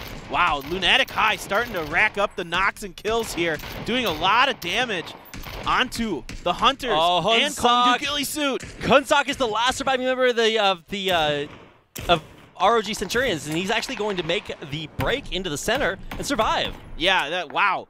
He is in a really difficult position there. I mean, he's got a little bit of a nook, but there's 3 or 4 teams that are kind of looking his way. Meanwhile, also Blossom had the last building in the previous circle, and CCJ was actually able to make it out of all of that craziness and stay alive down towards the south. Okay, here's our next circle. It moved to the southwestern portion. Nobody in it yet. Lunatic High making that aggressive move early. They've got 4 members up, feeling confident. They want to get inside of this circle. OPGG Hunters. Oh, Elka gets knocked by a nice shot from Conan. Yeah, CCJ, actually, he snuck in, and he's going to get a great shot here on Osran. If he wants to. Yeah, we're actually watching Nightwolves. Somehow, they've snuck in again to almost the top 5. They're so good at this. I think they finished 5th place in round 1. Yeah. And this is a 3-man team. Don't forget, like, they just start out with 3 players. I mean, it shows a skull, but no, they just started out with 3, and the last surviving member is about to make it into the top 5 teams. Yeah, he could definitely do it here. Now, there's still a couple teams with a lot of members left. Our top team so far today, Entis Ace still in it as well. They have 2 members just kind of being quiet over there, making their rotation with their UADs as we speak, and OPGG Hunters, they got to get going as well. The circle is closing. Yep, one of only 2 teams with 4 members left. Moving through the smoke, the Hunters move in. They're around the north side of the circle. Lunatic High down towards the south. And keep in mind, Blossom CCJ, the lone survivor of his team, is still down there somewhere. Mental just rips Songjang. Oh my god. It's just Tamaria. I think Breakneck, with a kill there onto Tamaria, taking him out is going to thin the herd. Yeah, that's Ace going down in 6th place. Meanwhile, Lunatic High has a knock onto OPGG Hunters, but they've been knocked one themselves. OPGG Hunters trying to push CCJ, he reveals himself and tries for the squad wipe, but can't finish the deal, and that is CCJ going down and Blossom going out in 4th place. 3 teams left, Kongdu Gillisuit, Lunatic High, and OPGG Hunters. OPGG Hunters looking to have a nice position here. Kongdu Gillisuit Phenom trying to push in. He's the last member alive. Taming going down, Phenom going down, Conan going down. Oh my god, so many casualties right here, and it's all at the hands of Lunatic High. They look to make their second performance that puts them, I think, maybe top 2 overall. We'll see how well they place if they can come out with a chicken dinner here, but they're having steep competition in a 2-on-2 against OPGG. That grenade almost takes Asran down. Oh, and there it goes, the knock onto Asran. Here comes the Hunters. Godman, he's like 2 HP right there. The car blows up, but it's not enough to actually deal damage. A nice first aid kit does get him back up and healthy, but he's got to look for a res here to even the odds. I'm a little shocked that the Hunters aren't pushing that advantage. They got the knock, and they had some other grenades that came in. I think they had enough time to get in there to try to This is so tense. About the most even finish that we've seen to a circle so far. Jumping up on top of the rock, trying to get an angle here. Lunatic High trying to return fire there with more and more grenades to, try to smoke out where their opponents are. Keep them pinned. There's a smoke in the middle. The circle closing in. Yeah, OPGG Hunters getting the benefit of this last circle. So Lunatic High has to throw down some smokes to try to make their way into the circle. Meanwhile, the Hunters are just going to rest on their laurels here. Take it easy. Make Lunatic High make the move. Take the defender's advantage, which you definitely have in third person. Lunatic High do have to move. Asran moving forward, trying to find purchase in the center of the circle. Taking a lot of shots there. He is able to maintain his position. So Lunatic High, Godmean is not quite in the circle yet. Oh, Asran gets knocked trying to make a push. Some nice shots by Breakneck. Breakneck's got to do it, man. He and Mental have a great spot by this rock. It's really the last little bit of cover inside this circle that's accessible to either team. Can the Hunters keep Godman from getting in? He has to sit and heal. The circle is starting to close on him, but I think he's just going to be able to barely get in with this smoke for cover. I mean, smoke doesn't last forever, paper thin. Godman has a steep hill to climb as he tries to push further in. He goes down and can't do it. The OPGG Hunters take the final chicken dinner of the day. A good job there by the Hunters at the end to be patient and wait it out. Like I said, I thought they might try to make the push when they got that knock. However, they opted to just hang back, wait, and they flanked out just at the right time, able to defend the push from Asran, and then Godmean kind of stuck out behind the circle. All he had for cover was smoke. The Hunters made it work. A really nice game by them. Yeah, better positioning there by the OPGG Hunters as they find themselves a nice win there. They were coming into that round in 5th place, so a chicken dinner in the final round is really going to put them up very close to the top 3. Yeah, a chicken dinner and 11 kills that round, so a very strong game from them. That will definitely boost them even further in the standings. So one of the best days we've seen out of the OPGG Hunters. A very good day for Lunatic High as well. Even though they had a bit of a disaster in Game 3, they bounced back, had a 2nd place finish in Game 4. Really nice to see them have a good game. I thought they might get the chicken dinner there. They definitely had the potential too, but in the end, it is the Hunters that come out on top. Very well deserved, and I can't wait to see these final standings, because the biggest moment for me, or the biggest theme that we've seen all day and even all season, has been consistency. We see teams like the Africa Freaks have big peaks where they'll find a chicken dinner and then fall way off after that. So for teams like Lunatic High, for teams like the OPGG Hunters, like that's what we're looking for, and it really feels like we're starting to see a little bit more of that. Yeah, definitely. I think we're seeing some of these teams that we didn't talk about in Season 1 that you've been mentioning and that I've been mentioning have more consistency here. I think the team that had probably the most consistency today was Entis Ace. They had a 6th place finish in that last game.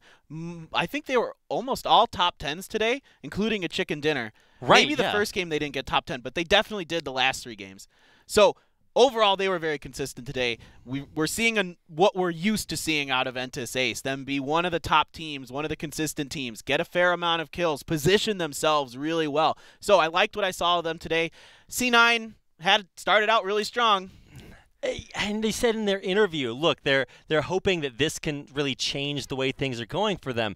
And I thought that it was going to. When we see that circle go over Stallbar, I was like, okay, well, that's their hometown, their hallmark. But it just didn't seem to work out for them. They had that success of getting a great position in Game 1 that led to a chicken dinner that never really paid off after that. But now we're going to get a chance to talk to our winning teams from the second half of today's games. So let's head over to our hostess, Lee Hyun-kyung, and see what she has to say with an interview with some of our top placing players. So let's go ahead and talk to our round winners. by heading over and talking to Maxtil VIP, hearing what they had to say. So how do you feel, Moonway? 1라운드 그 처음 경기 여기 왔을 때 잘해서 오늘도 잘하고 맨 마지막 So I mean things started pretty well. So we thought that we actually might play pretty well today. So we just tried to focus on our games and encourage each other. And overall we're really satisfied with today's performance. So I want to know what your goals are after this day for this season. So first, our goal is to make it to the finals. Don't fall into the wild card. 네, 그 목표가 아주 and make it to the finals directly. 아니었나 싶습니다. 굉장히 안정적으로 끝까지 운영을 해주셨는데 그럼에도 불구하고 So it seems like you have a pretty stable game plan, but there were a lot of very dangerous moments in your games today, especially with Rambutan. So what have you done better to try to avoid those dangerous moments? Said, yeah, you know, we kind of lost our strength on the high ground, so we tried to focus on WGS and try to watch their positioning a lot.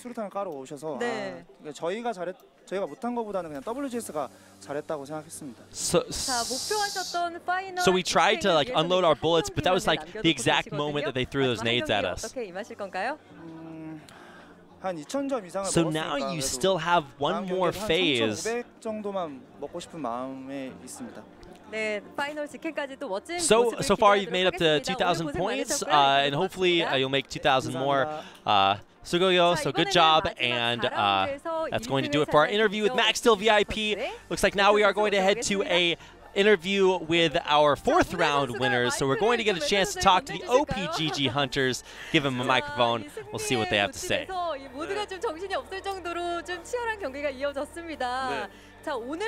So Mental, that was a very back and forth round. So far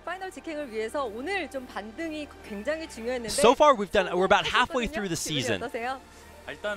So you guys are ranked pretty high. You must be pretty happy with that. Yeah, we were really disappointed when we were ranked 19th when we started. So we tried to gather ourselves and cheer each other up. And yet just focus and practice a lot. And that really turned out well today in today's games.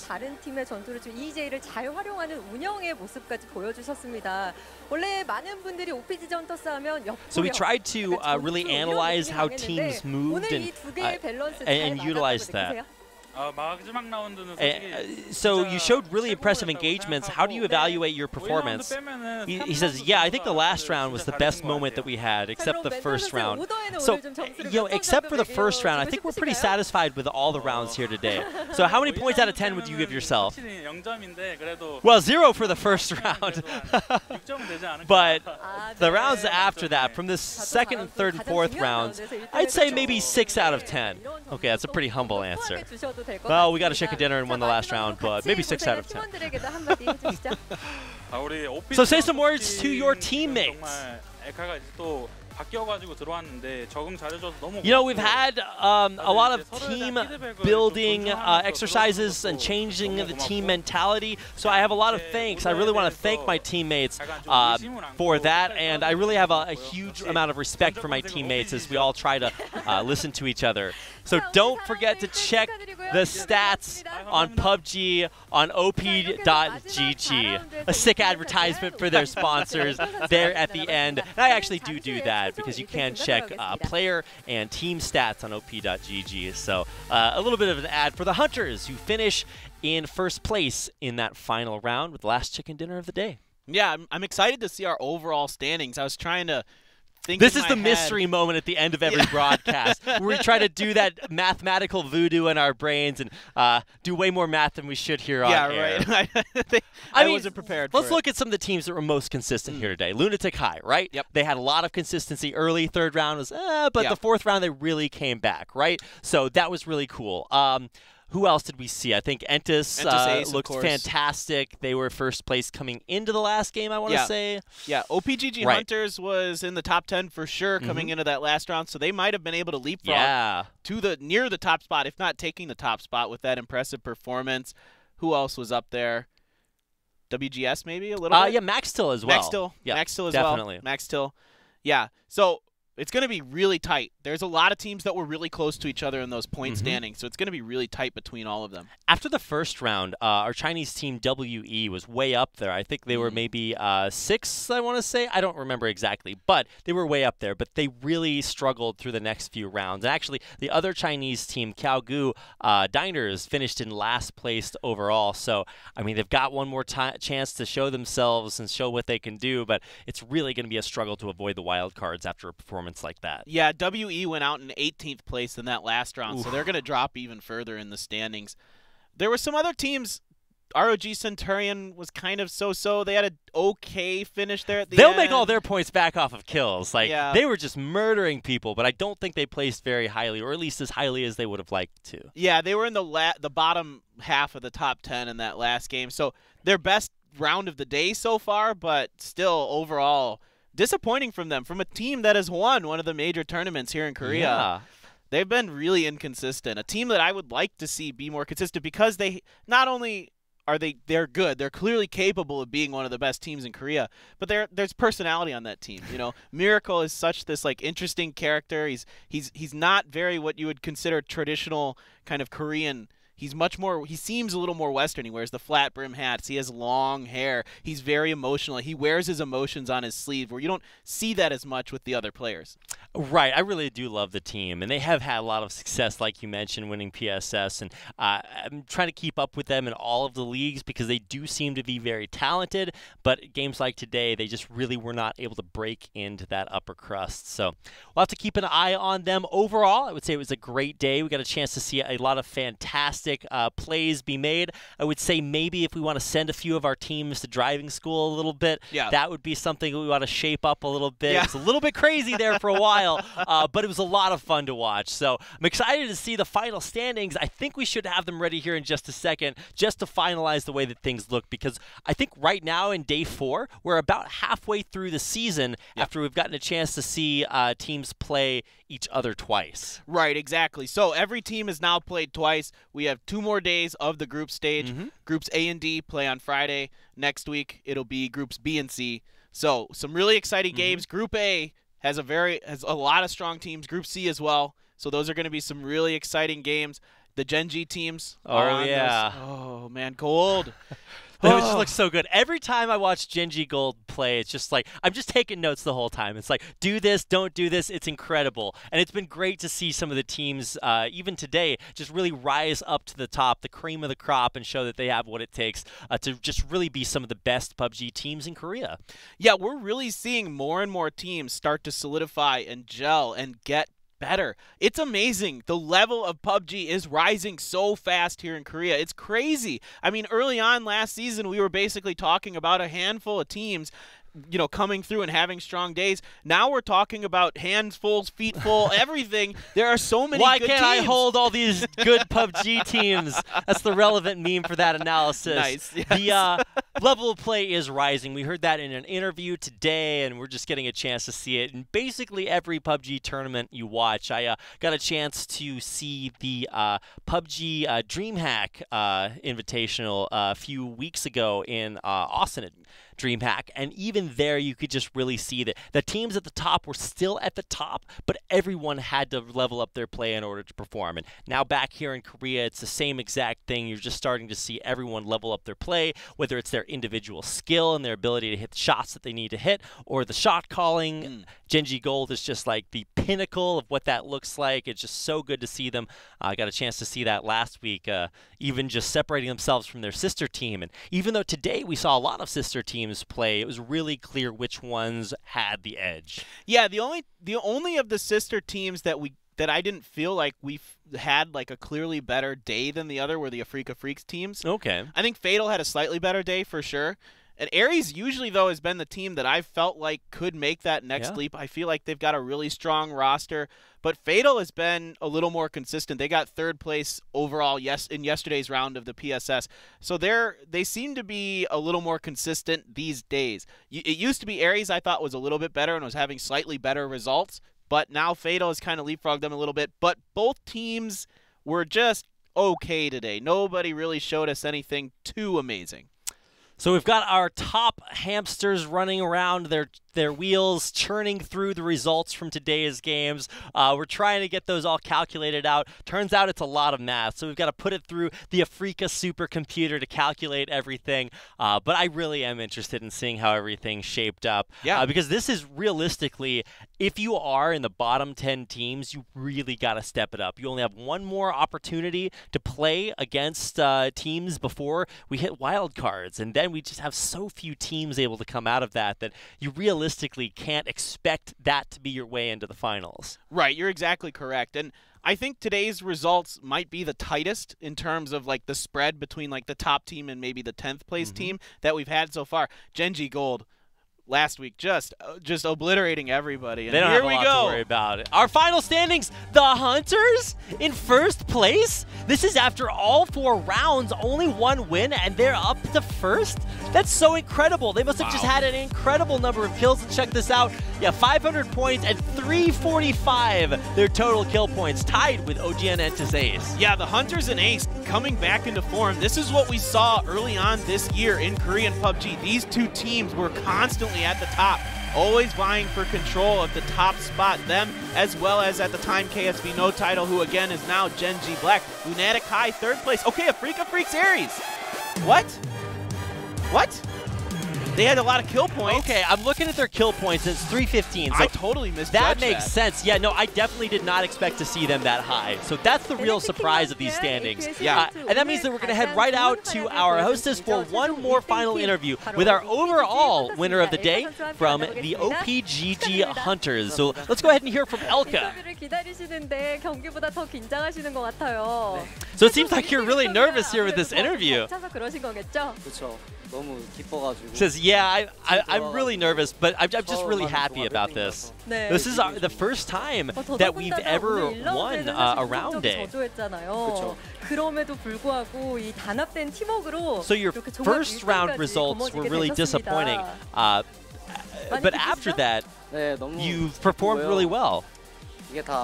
전적 검색 오피점 GG 때문에 다 이런 일이 만들어지지 않았나 싶습니다. 역시 이 공을 팀에게로 돌리는 아주 훈훈한. He says we just like to really thank our sponsors at OPGG because we can check our stats on OPGG. We think that was made us able to win today. 6 shill for your. What a guy. So that led to your good performance today? He said, I think our shot calling went really well lately. So I think that Breakneck was really stressed out, but he did really well today. So I'd like to pick Breakneck as our MVP. 자, 시즌2에 임하는 목표가 어떨까요? 당연히 결승전에서 트로피 올리는 네, 트로피를 들어 올리고. So of course, what's your goal for season 2? He says, of course, I want to raise the trophy at the finals. 선수의 모습을 또 기대하도록 하겠습니다. So, 마지막으로 팬분들께 wait, where can you check the PUBG stats? And he says at opgg.com. So say some words to your sponsor or to your fans. Sorry. He says, you know, whenever I'm having a hard time,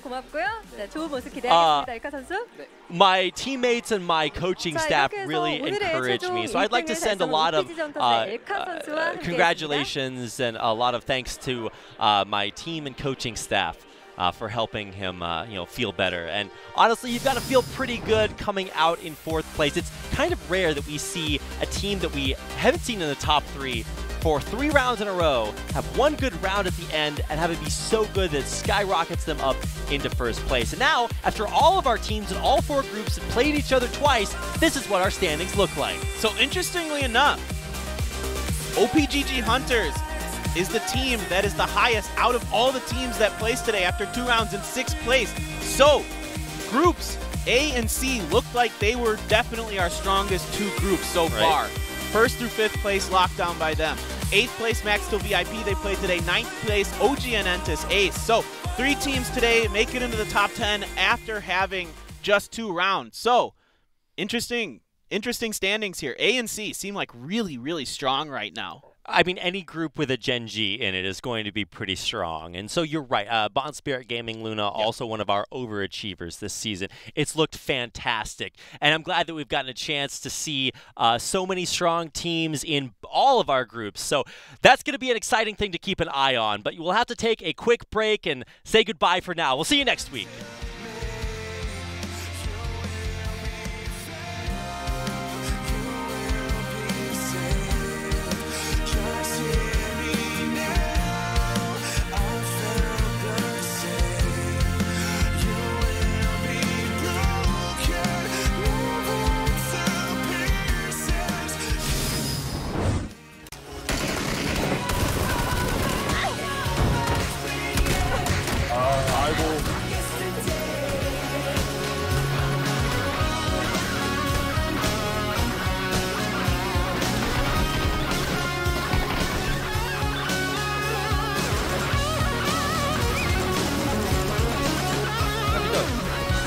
아 여기 있어 내 자리 When it cuts me like a knife, no way I stay. I ain't going back again. I ain't going back again. I ain't going